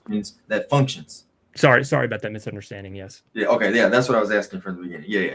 Okay. So we don't have minds, right? In my opinion, yes. Okay. So then how do you make decisions if you don't have a mind? For example, I don't. ChatGPT does not have a mind. It has a brain. It only functions based off of the decisions you make. So for me, I have a mind, so I can tell ChatGPT what to do. Even though ChatGPT is smarter than I am, it can look up anything and everything, but it doesn't have its own mind because it only has a brain. Mhm. It only has a brain. So it cannot do anything without something giving it a function. That's a brain. A mind is something that even if your brain is,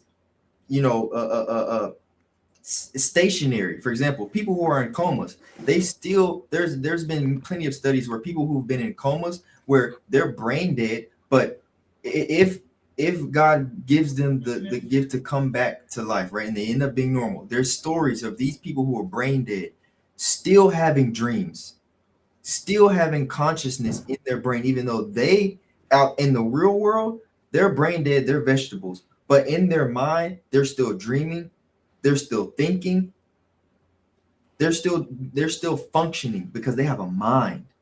Well, I'd need some proof for that, I guess, firstly. But I would say that I don't believe in free will, so I don't think that I technically am making decisions. So you I think think that that I'm. like synapse is making you do something? So I don't think making me do anything. I think I am a certain way in my genes, firstly, and then I think that when things happen to me, I'm just responding to stimuli in an extremely complex way. But I would kind of say that my proof of that is that like Have you in ever been any in a given, relationship? I He said have, yeah. he had proof. Let him say Huh? his proof. He said he had proof real quick. Let him say his proof real quick.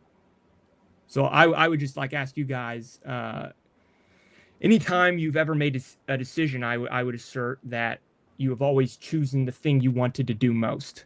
In any single decision ever, I would ask you right now if you wanted to come up with an example otherwise of an example. No, that's not true. I can give you a perfect example. Yeah. Being a believer in Christ, there are some things that I want to do that I have to deny doing because I know I can't do it. Mm-hmm. So you in this scenario, we have two options: doing things you know that are bad. Am I putting a word in your mouth? Doing sinful things Immoral, is yeah. option A, immoral things, and then being godly or being close to God and doing what God wants is option B. Correct? Is how I'm going to state this. And Yeah, yeah. so you have option A and option B. You want to do option A, okay? And I agree, you probably do want to do option A. But what you want to do more than option A is option B. So you choose to do option B and exclude the other options. So like it's likening that to going to the gym. I don't like the physical process of how it hurts when I'm lifting weights, but I like the result of how I look and how I'm healthy. And so what I want most actually that's motivating me is to look good or to feel good. And I want that more than I don't want the pain from the gym. So really, I am choosing what I want most in that scenario. No. So I give you an example. Mhm. Are people naturally good or naturally bad? Uh, I couldn't tell you, I guess. Naturally So good or bad at what? if I Like let morally speaking? Sorry. yeah. So for example, if laws today, they came on the news right now, national security news, and said there's no more laws for the next 48 hours. Would everyone decide to say, well, we're going to be good people, or would naturally people start doing chaotic things? Well, don't think that the law has any. I think it's close to morality, but I don't think that the legal law has anything really to do with morality. I don't No, see how I'm this is just giving an relevant, example. really. I'm I mean, just I giving an understand example of the people would start nature. doing things we would have called illegal, but I don't understand how this is relevant. Well, the reason I'm saying this is because I'm saying you're doing things you still ultimately want. No, because the human nature is sinful. The human nature is to do things that are evil. That's why I use that example. So So real quick, sorry. The only reason that they're not doing these things is because there is a threat of prison, basically, or punishment. And so if you get rid of the punishment, now they're going to choose the option that they have left. And so that I would say that only furthers my position is that you have two choices to do these illegal things, or you can uh, you can do the illegal things and face the law, or you can not do them and avoid the law. And so what people want to do more than anything is to avoid the law. And so ultimately that's the choice they want most, so they don't break the law in this case. So really no, they are choosing what they want most, which is to not go to jail and not have those consequences. So are you no. saying that people would? Sorry, I was Go ahead. looking. Um, I missed it. Were you saying that people would choose to break the law of the law? Like if there is no law, people would do like immoral things. Is that what you were saying?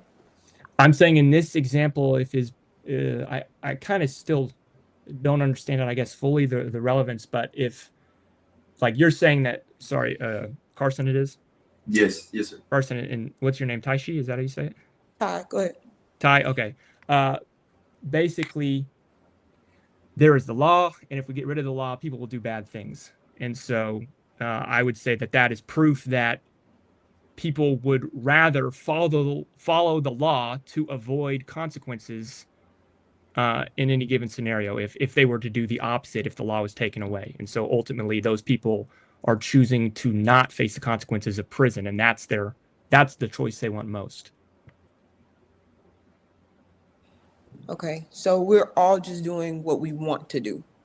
That's We're what all you're. doing we when we make decisions, we always choose what we want to do most. Is the first part of the is my first part of my syllogism with this free will thing. So there's no moral law. I don't think so. No. So if you know the law says that you know Hispanic people are only worth three-fifths of everyone else, and that's the law. Would that be just? It depends what you mean by just. In my opinion, no, it would be very not just. But really quickly, we're kind of going on a rabbit trail here. I still wanted to do my proof for free will. Okay. So do we agree that people always do what they want most? Do people always do what they want to do most? No. Yes. Can you think of it? Can you give me an example of when they don't? Yeah. People want to, for example, I want to make my life easy and not do whatever I want to do. That's what I want to do. I want to be able to do whatever I want to do. Yep. Okay. And why don't you? Why don't I? Because I have to answer on Judgment Day for the things that I do. Okay, so you would rather answer on Judgment Day than do whatever you want. So what you want most is to answer correctly on Judgment Day. That's what you want most. You're just confusing, not you specifically. I've said this to a lot of people, and it's difficult to understand it. But you want more than do whatever you want and hang out and do whatever. You want to answer on Judgment Day and be a good light of Christ or whatever. That is what you want most, actually. What I want is to be able to get salvation more than I want to do the things that my flesh wants to do. Okay, exactly. That's what you want most. Yeah, that's what he's saying. Yeah, but that doesn't mean that I'm actually that doesn't mean that I'm denying wanting to do things outside of actually choosing it, because the purpose he said. No, I'm not denying it either. I'm saying that just in every decision, you always do what you most want to do. You have other wants, but what you most want. Your beginning premise was we don't have free will. No, that's the conclusion. I'm trying to prove that. No. Your premise was you don't have free will because you will do what you don't want to do, right? Most. The conclusion is you do not have free will. The first premise is humans always, when they make choices, people do what they want most in every choice. That's the first. That's the first premise. I can freely choose to do good, or I can freely choose to do bad based off of what I believe in. So if I believe there is no God, for example, if I believe there is no God, what is stopping me from doing whatever I so choose to do? In my opinion, would be empathy, but I still feel like we're getting off track. Like, what do I want most to do in every scenario? I always end up doing what I want to do most. Like, will you guys just take that? Like, you would have to provide me with an example of a time you have chosen something you didn't want most to do for me to not have that premise. You'd have to give me a counterexample because I haven't found one. Isn't choosing what you want to do most in any scenario still free will? No, there's freedom of choice. Like, you can choose, but in my opinion, you can only ever have chosen what you did choose. Because if you make a decision and then we rewind the clock, what are all your motivations? All your motivations are exactly the same. Nothing changes. All your wants are the same. So what happens if we press the play button? The exact same thing plays out. You could have never acted differently because all your motivations are identical. And so you don't have. On what evidence do you have that I couldn't have made a different decision? Well, you don't. That's a hypothetical. Like, I'm assuming that if I was to rewind and then press play, you would make the exact same decision based on why wouldn't you? That's the default position. Because I have free will. Are the same. I have the choice. I have the ability to make whatever choice I want. Like you said, you're saying that. Right, just like you're saying I wouldn't. Like that's me saying I believe that this would happen based on choices that I've made, and then you believe that I would make this decision no matter what. Let me that's reframe. Just your perspective versus mine. I understand what you said. Let me reframe.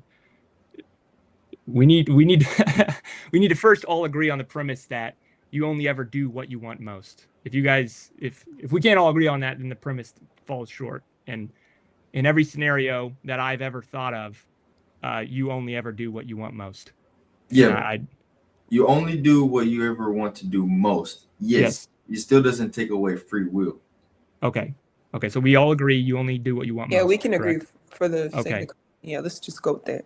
Okay. So if you only ever do what you want most, if we were to rewind time, okay, what changes? nothing technically changes, right, at the point of a decision.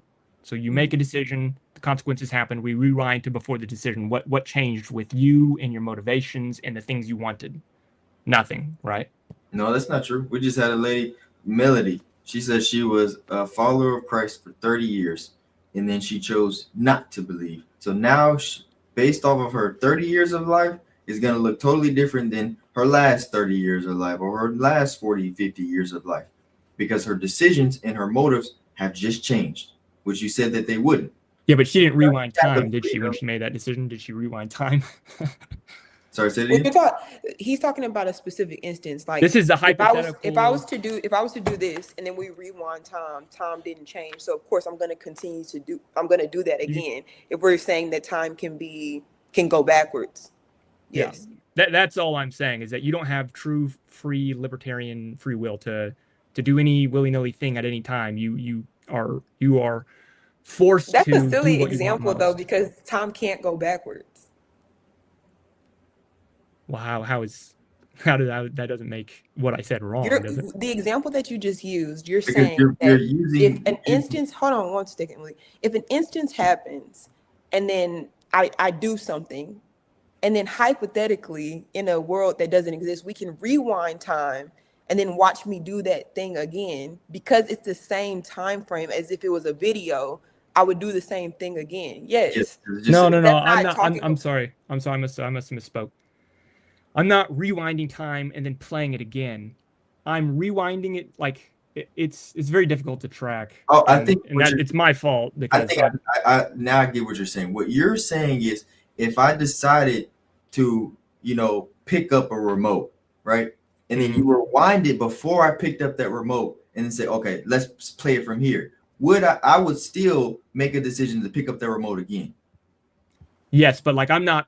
I misspoke, or I didn't convey it properly. I'm not just pressing the play button again. You're placed back in that situation with no knowledge of what you did in the future. So I like erase the knowledge of your choice, and I put you back before it with all the same motivations. Mm-hmm. And so then what would happen? It would be the same thing, because all your motivations are the same, all your choices are the same, all your wants are the same. So you would do the same thing. How do you know that? Well, what's not following with the logic? Well, that's what I'm saying. You're going based off a hypothetical. Yeah, but what is not what is irrational about what I'm saying? That's just an analogy. Because you're talking what's not logical about it is you're talking about real life, right? Mm-hmm. Right. So if you are doing a hypothetical, then hypothetically I could do the same thing. For example, if I decide to pick up my remote and you say, "Oh, let's roll it back," and then go back to the moment right before you picked up your remote. But then this time, someone walks into my room. I know, but why would that happen? Because the hypothetical, that's what you're doing. You're saying, I know, but the thing about the hypothetical is that the motivations don't change, and because your wants don't change, you know what the choices follow. What does change is reality. Reality is constantly changing. So maybe your motives didn't change, but someone else could come in and come walk into your room. They couldn't have done that because their motivations don't change either. I'm just rewinding time back before the motivations, back before the choices. How do you know that? Okay, then tell me how their motivations would have changed, how their wants would have changed. Sorry. Because it's reality. So reality is they could have thought about something else in that period of time, because they couldn't have, because their wants are the same. Their wants are the same, so they would do what they want most, so that then the choices would follow. No. So like I said, it's a hypothetical. You're hypothetically placing the scenario and trying to make it an absolute. You can't make a hypothetical an absolute. It's impossible. To make a hypothetical an absolute is impossible.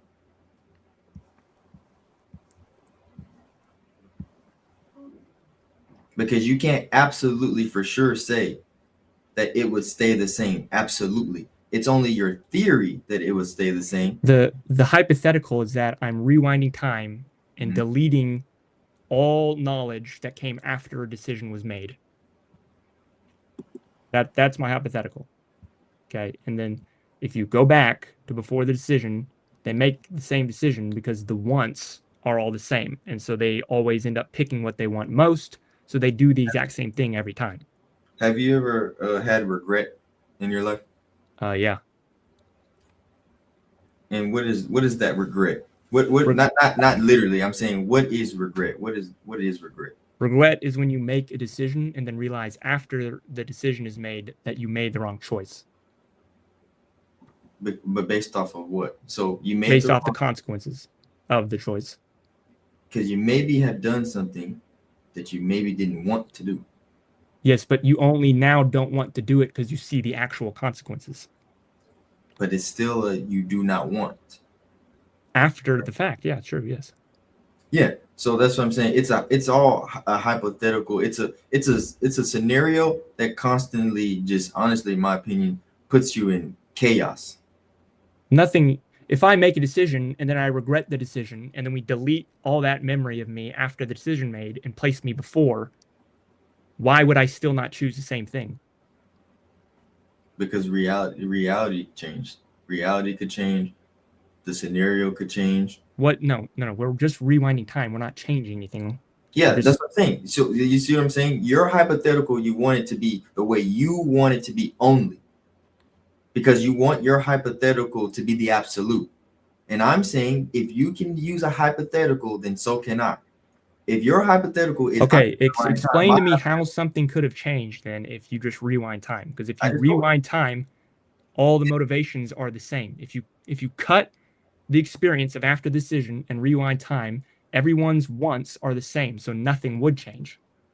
Yeah, I just said someone could decide to stand up and walk into the room. Therefore, they wouldn't do that because they don't want to do that in the first place. In your hypothetical, we can just move on to something else. Yeah, y'all are talking in circles because it's what I said at the very beginning. At the very beginning, it's a hypothetical based on Jason's perspective, and then you're going to recant it with a hypothetical based on your perspective, and it's just going to keep going. So cool. Appreciate you, Jason. Anything else you want to add before we're going to go on to Brenda? Appreciate you. Nah, you guys are nice. I like you guys. Yeah. Thank you, Jason, for coming on. Thank you for actually being brave enough to come on here and actually talking to us and have a conversation. I know for a lot of people that's a big deal. So thank you for coming on and having a conversation. Type in the chat. Thanks, Jason. Yeah, y'all have a good one. You too. Thank you. What's up, Brenda? Brenda debates. Good evening. How are you? Good. How are you? I'm fine. So I haven't heard of you, but you just popped up in my feed. I hope that's a good thing. I like how that works. Well, I don't know. So are you atheist or agnostic? Yes, I am. Yes, I am an atheist. And are you open-minded or closed-minded? I'm always open-minded. Open-minded. Okay. And do you believe in the brain or do you believe in the mind? Well, we have the mind is what the brain does. Is my computer trip really quickly? Malik, I can't hear you when you speak. So I can hear Brenda, but not yours. Okay, can you hear me now? I'll re-enter. I'll be right back. Yeah, I can hear both of you just fine. Yeah, I think maybe you just need to refresh, probably. Because we can hear you. Yeah, the mind is just the consequence of the brain. Okay. So do you think that the brain is a function and the mind is a function, or do you? Brain is an organ. Uh-huh. The mind is what that organ does. It thinks. So okay, so you do believe that they both exist? Of course. Okay. That's what I wanted to know. Okay. Yeah. Mental states are just brain states. Okay. Right. So, so what kind of are you looking to prove that God exists, or what? No, what we're looking for is someone to disprove that God exists. Okay. So, do you believe in the Christian God? Yes, we believe in Jesus Christ, Father, Son, Holy Spirit. Yes. And does he exist inside of the universe or outside of the universe? Both. But I don't understand that. I think that's God, actually God of the Bible. He's omnipresent. So what that means is he can be at all places at once. So he can exist on the earth, but also in the spiritual realm as well. So God in the Bible is described as omnipresent. So but he created the universe, which is all of space and time, right? Yeah, for he created, yeah, the heavens and the earth, correct. Isn't creation an act in time? That is, we are in time. No. So how could God create in time before time existed? Well, God existed before time existed. Exactly. God is Yeah, always but there was existed. no time in which he could create. Where does time come from? Well, he created it. No. So time comes from what? Where do we get the concept of time from? We live in space-time. That's what this universe is. No, I'm saying, Before, where do we get it from? Like, how did we come up with the concept of time itself? Like, it just, it's a succession of events. oh no, I'm saying if you took away your clock that was on your phone or on your computer or on your watch, took away that clock, how could you have a concept of what time is? Well, because there are things happening. Well, that's just people moving. How do you have a Yeah, that's what time is. It's just a succession of events. no. So for example, God of the Bible, right? He's doing things eternally How can he do something outside of time? because he's eternal. That doesn't make any sense. He doesn't To do abide something, as we to do. do something requires time. God can't For do man, anything if what? For man, time is required. So God can do illogical things? No, God Not can do things. logical. Don't you understand the concept of eternity? Eternity is just endless time. Well, there No. is no bracket of time. No, yeah, eternity means without time. No, it doesn't. Yeah, It means it's without it time. means time without end. That's what eternity means. No, Endless. eternity means without time. So there are no events in eternity. No, there's things happening in eternity, but it doesn't How have could a time bounded to it because he's do, outside of time and space. do events take place in eternity? What do you mean by events? Things happen.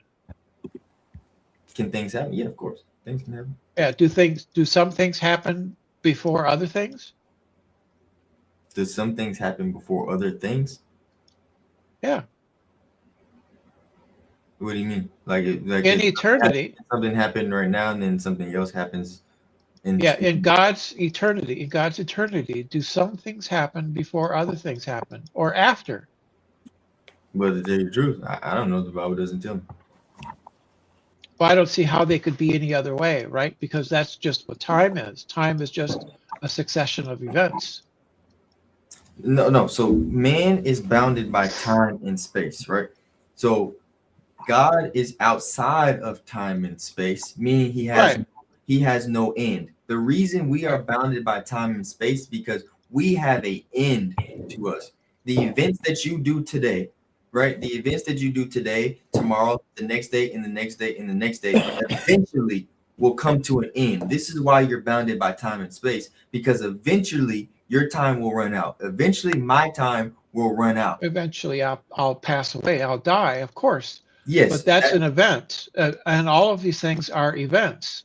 But if you're saying God is outside of the sphere of events, then there are no events where God. I said he's outside of time and space, meaning he will never die. He will never. I'm not talking about life or death. I'm not talking about life or death. I'm talking about events. Yeah. But why do we calculate time? We do it by counting events. No, I said why? Why are we counting down time? Because it's convenient to us. Before people invented clocks, they just lived, but events still took place. They probably counted by days or months or something.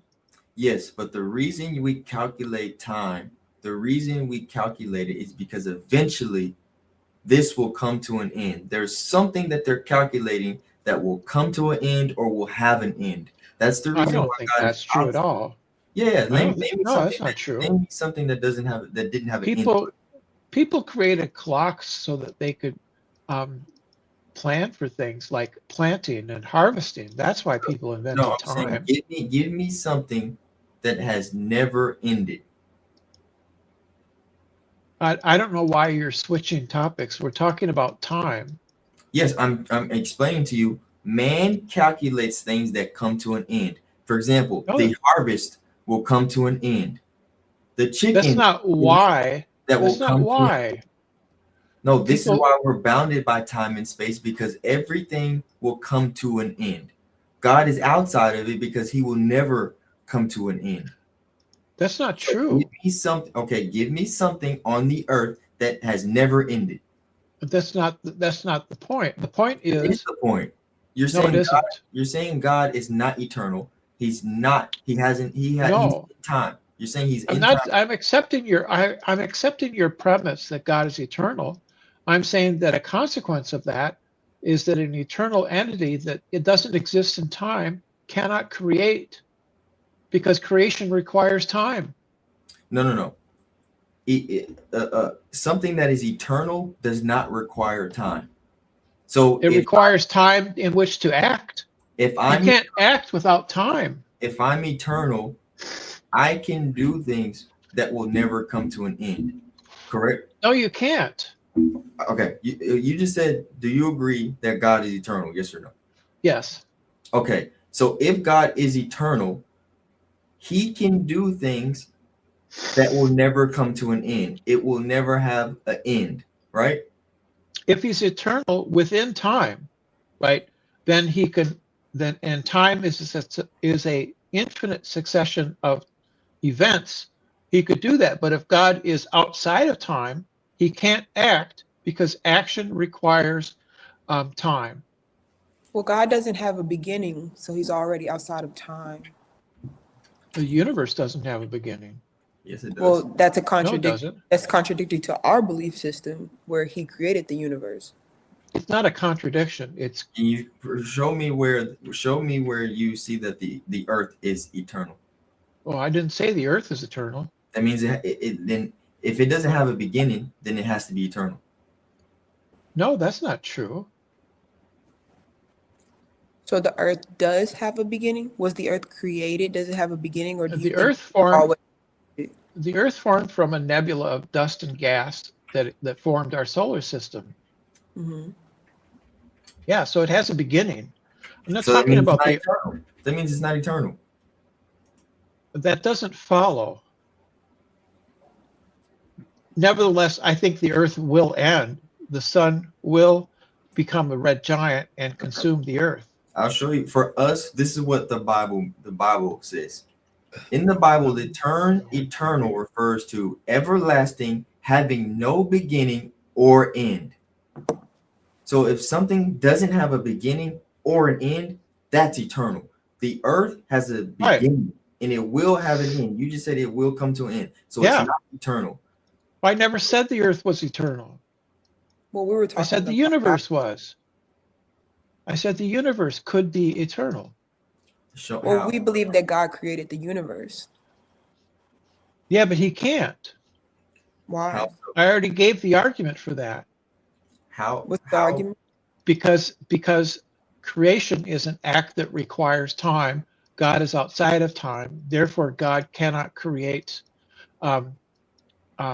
something in which, when it requires time for him to create it. So who So created? you think that because God does not abide by the same time, he can't utilize that time? It's not any time. No. Who? Okay. Who created it then? If God didn't create the universe, who did? Nobody. It's not created. So the universe is eternal. So the universe is everlasting. Well, it doesn't have to be, but it doesn't. There's no contradiction in believing that the universe is past eternal. Is the universe eternal or not? It could be. Is it or is it not? He doesn't know, is what he said. I can't say. That's Right? what It doesn't matter because it could be past eternal. There's no contradiction involved in a past eternal universe. So what event caused the universe to be eternal There's no event. It just always was. So you're saying the universe is God? No. Buzz, I think you're. I think Why do you think? does. Why do you think? It could just be a thing that was always existent, right? Doesn't you have can to be a say- person. like God of the Bible. You said the universe could have always existed, just like the God Yeah. of the Bible. So you believe in something very similar to us. You just don't call it God. No, I don't. No, I don't. It's Yeah. not. It's not similar at all. Yes, it is. You just said that the No, it universe isn't. could exist. Stop telling me what I believe. Stop gaslighting me. You just said that you believe the universe could always exist, right? Yes, it's possible. Yes.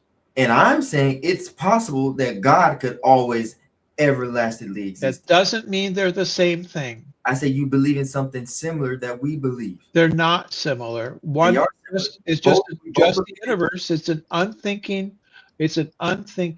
thing. It's not a person. It doesn't have thoughts. It doesn't create things, right? It just exists. Why? It just does. It's just a brute So fact. it's more rational to believe that something just does than Yeah. believing that the eternal God, who's a person, Right, created who that just something. does. No, Mine is more parsimonious. My belief is Who more created it? parsimonious. So are you okay? For example, a phone exists. Does it just exist just cause your phone that you're using or laptop you're using, it just exists just cause?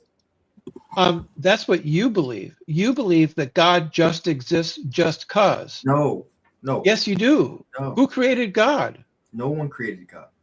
Yeah, no He's one created the eternal. universe. There's nothing like it. No one created the universe.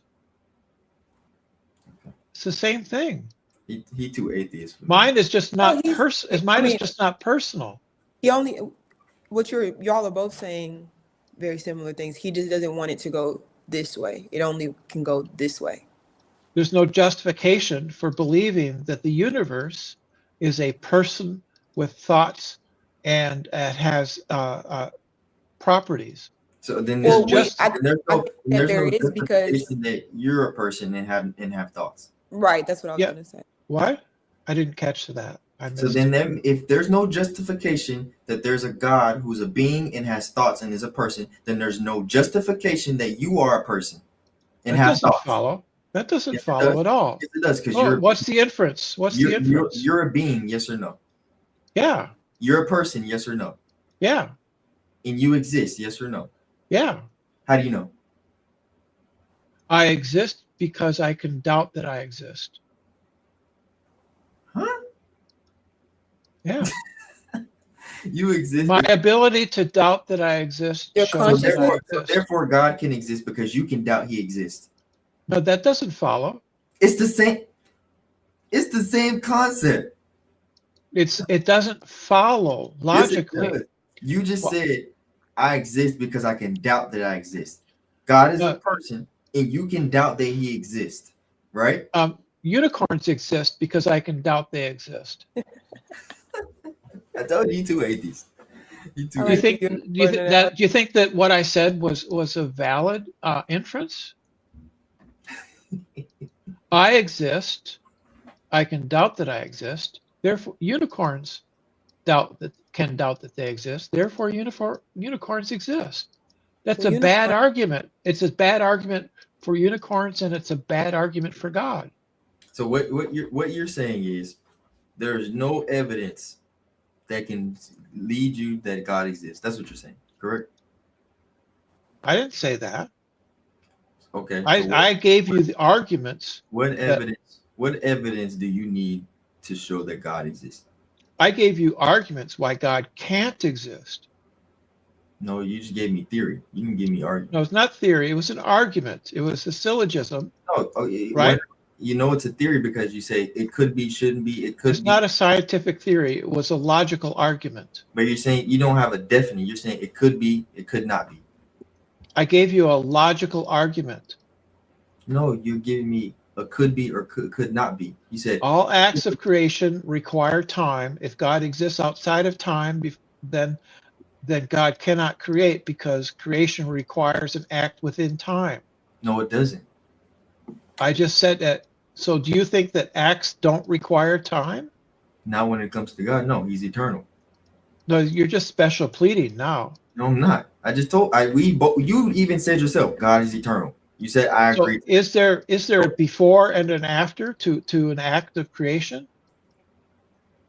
God does. Okay, let me say it again.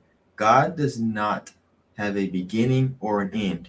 So if He Not talking about God. Talking about the creation of the universe. Was there before the creation of the universe? Yes, God. How is that before? Because the universe is space, all space and all time. No, I just told you, God is the eternal one. Therefore, I didn't say anything about eternity. I said the universe, well, right, is all of space and time, right? We have to use eternity when we're talking about it because eternity is separate from time. No, it isn't. Eternity is just an endless succession of events. No, eternity is. Yes, it is. No, eternity is everlasting, no beginning, no end. Of time. Okay, so just that's fine. Okay, yeah, because we're gonna keep going. All that we're saying, Brenda, is that we believe that God existed prior to the universe and created the universe. That's all. Yeah, I refuted that. I gave a logical argument why that can't be true, and Because you have said yet and not exist outside of time. No, I said that if it, no, that's not what I said. Okay, just say what you said, Brenda. Just say what you said. I said an act of creation requires time to take place. If God is outside of time, right, then He can't act. No. Okay. So you're saying because that acts. Wait, because every time I say something, I get cut off. What you're saying is God cannot utilize time because He's outside of time. Is that what you're saying? I know. I'm saying He can't create time because there's no time for Him to create in. He existed before we have any conception of time. And then He created time, right? But how? He created time. I don't know. I'm not God. Yeah, He can't have done because to create time requires time in which to create. That's why I just said, where do we get concept of time? Do we have seasons? The concept of time is a succession of events. Where do we get time from? Do we have seasons? Yes or no? Of course we have seasons. Why do we have seasons? Because the earth revolves around the sun. Okay, exactly. And we have 24 hours in a day? Yes? Yeah, because the earth rotates on its axis. Okay, so there's your explanation of those are events. That's a succession of events. That's the reason why humans have time. Humans have time because God placed these parameters on the earth for reasons. Yes, for reasons. No, time exists whether humans could not exist in the universe at all, and there would still be time. No. Yes. No, God is eternal. That's what I'm explaining. I'm not talking about God. Imagine a universe without any humans or any life in it at all. There's still time because events are still taking place. God is eternal. It has nothing to do. The universe is still. Do you understand? You don't understand the hypothetical, right? Imagine a universe. Because it's a hypothetical. Yeah. It's not Imagine a universe with no life. There's stars and solar systems and planets that orbit the stars, right? Mm-hmm. There's no life anywhere in this universe. Time still exists. Inside of the universe. Which is what? The universe. Which is space and time. The universe is space and time. Exactly. Which that God doesn't make your point. That makes my point. No, which God is outside of time and space. Right. Which is why He can create it. He can't because there's no time for His act of creation to take place in. Where do you get that God can't create because time doesn't exist? Where do you I gave a logical argument. No, where do you get that from? It's logically entailed in the premises. Where do you get it from? Not what in I- your opinion. Where did you get it from? Where did you get it from? I get it from the premises. The premise is that acts of creation require time. God By is outside of time. who said? Therefore, God cannot create because he has no time to create in. Who said? I said it. Exactly. That's my point. No, it isn't. That's not your Yeah. point. You never said anything like that. No, your point is you're your own God. That's what No, you're I'm not. I'm Yeah. just making an argument. It's just an argument. No, what you're saying is I said so, therefore it is true. No, the argument is logical, therefore it's true. No, if it was logical, you would have facts behind it. It's you just said No. I said so. Well, I do have facts behind it. It's a fact that acts of creation require time. Where's that fact from? Is premise one, right? Do you think that acts don't require time? Where is You that? deny it? Do you deny the first premise? Where is We that? deny that God abides by the same laws as we do. Can God make 2 + 2 = 5? I don't know, Brenda. Can God make? He can't. God cannot make, How do you know he can't? How do you know he can't? because it's a logical contradiction. No, it's your opinion. That's not an opinion, it's It objective is. truth. You're saying if we're telling you God does not abide by the same law as man, and then you ask a law of man, can God make 2 + 2 = 5? And I say I don't know because I'm not God. Then you're creating a illogical conversation just like we are. You're talking about a hypothetical just as we are. No, it's not. Logic is not created by people. Do you know what God can do? I know what he can't do How? because I can think logically. I can have a I can think logical logically argument. too, and I don't know what God can and cannot do because I'm not God. Just like I don't know what you can or cannot do because I'm not you. You know the things I can't do. I don't. Some of I them. don't know you. Sure you do. You know that I can't make 2 + 2 = 5. I don't know. You know that. That way Just like don't. I know God can't do that. God cannot make a rock so heavy Brenda, he you're can't not lift God. it. You can't speak for what God The can. laws of logic trump your God. No, the laws of logic are only what we abide by, but we're No, not God. they're not. They're not subjective. Yes, they are. They're objective. No, they're objective. They're true regardless of what our opinion is. So you're saying We didn't. so what you're Yeah. saying, it is absolutely true that God has to live in time and space. Absolutely true. I didn't say that. You said the only That wasn't my argument. you said the only way he can You can't create- track my argument. No. I've said it 3 or 4 times. You said And the you only- can't track you just it. don't like that we don't agree with your argument. No, I gave a logical argument that is true whether you like it or not. No, you said that God, the only way he Brenda, can create You is cannot living tell in us time what and space. God can or cannot do because you are not God. So therefore, regardless of what you say or what you think, you are not God. So when we bait you with a question to say, do you think that God can? It doesn't matter what you think because you don't know. Just like we don't know. That's false. I can tell you what God can't do. God cannot make a rock so heavy he can't lift it because that's a logical contradiction. God cannot make logical contradictions true. Okay. So I can know what God can't do. He can't make 2 + 2 = 5. Again. So are you saying that the only way God can create is he has to live in time and space? Yeah.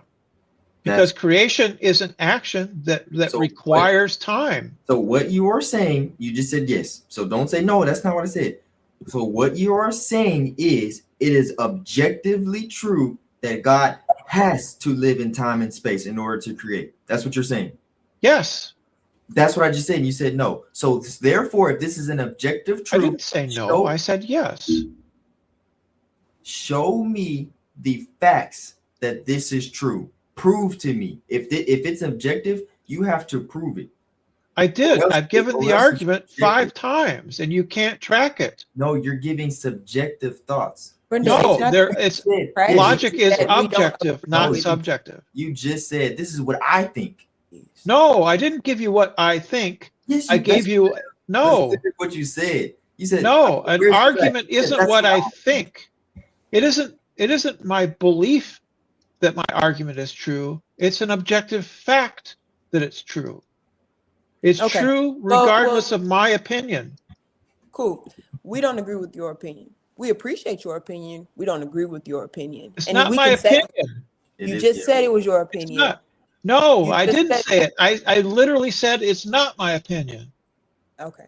Well, regardless of what it is, whether it's your opinion, whether it's your belief, whether it's not your opinion, it's not your belief, regardless, the concept that we presented at the very beginning of our conversation is that we believe that God exists outside of time. If we cannot agree on that perspective, then any conversation that stems after that will just be null and void. The logical consequence of your belief is that God cannot exist because it leads to a contradiction. Namely, he can't have created the universe because Says he can't, who? he doesn't, says logic. No. Say where? Where does this? What logic says I've that? given it to you 6 times and you still can't track the argument Why do you keep saying we can't track your argument? We just because don't you agree keep, with your argument. No. no, you keep misrepresenting. You can't steel man it back to me. Steel man my argument back to me. No. What you're saying is, does time and space have a beginning and an end? That's not what I said. No, I'm asking you. Does I time think and it's, that doesn't have anything to do with the argument. Yes, it does. No, it doesn't. Does time Brenda, You're you're not gonna have to following the answer our argument. Brenda, you're gonna does have to answer the questions that we ask. What does is my argument? Steel does man my argument back to me. does time and space have a beginning and an end? That's not you steel manning my argument. Steel man my We're not argument gonna back do to it, me. Brenda. We're not gonna do what you're Does telling us to do. You're gonna answer the question or you're gonna go. No, So you're going to answer answer the my question. question is what you're going to do. All right, Brenda. Go ahead and have a good night. does time have a beginning and an end? It's not my argument. Yes or no? It's not my argument. Malik, he's not gonna answer it. He's not gonna No. answer it. He's not gonna answer it. He's just gonna keep going. Anyways, y'all, that's 2 hours and 30 minutes for y'all tonight. We appreciate everybody in the comment section, whether you agree, whether you disagree. We love it all. We appreciate y'all. We appreciate you, Brenda. We appreciate Jason. We appreciate everybody in the comment section. And yet and still, we still believe in Jesus Christ. So, atheists, y'all didn't really do a good job tonight, whether you believe it or not. But yes. Anything else, Malik? Yeah, I think all the whole point of what they're all saying is just everything is what I think. What yeah, exactly. It's what I think. What I think. What I We think. knew I that. think. We knew that before we came on here. We knew that. Yeah, I think that it's not true. I think that this. I think that that. That's all that it is. Thank you, guys. We appreciate y'all, and that's it. We'll see y'all guys. We'll see y'all next time, and hopefully the atheists have better arguments than unicorns and leprechauns. Mm-hmm. See you guys. In time and space for everlasting God. All right.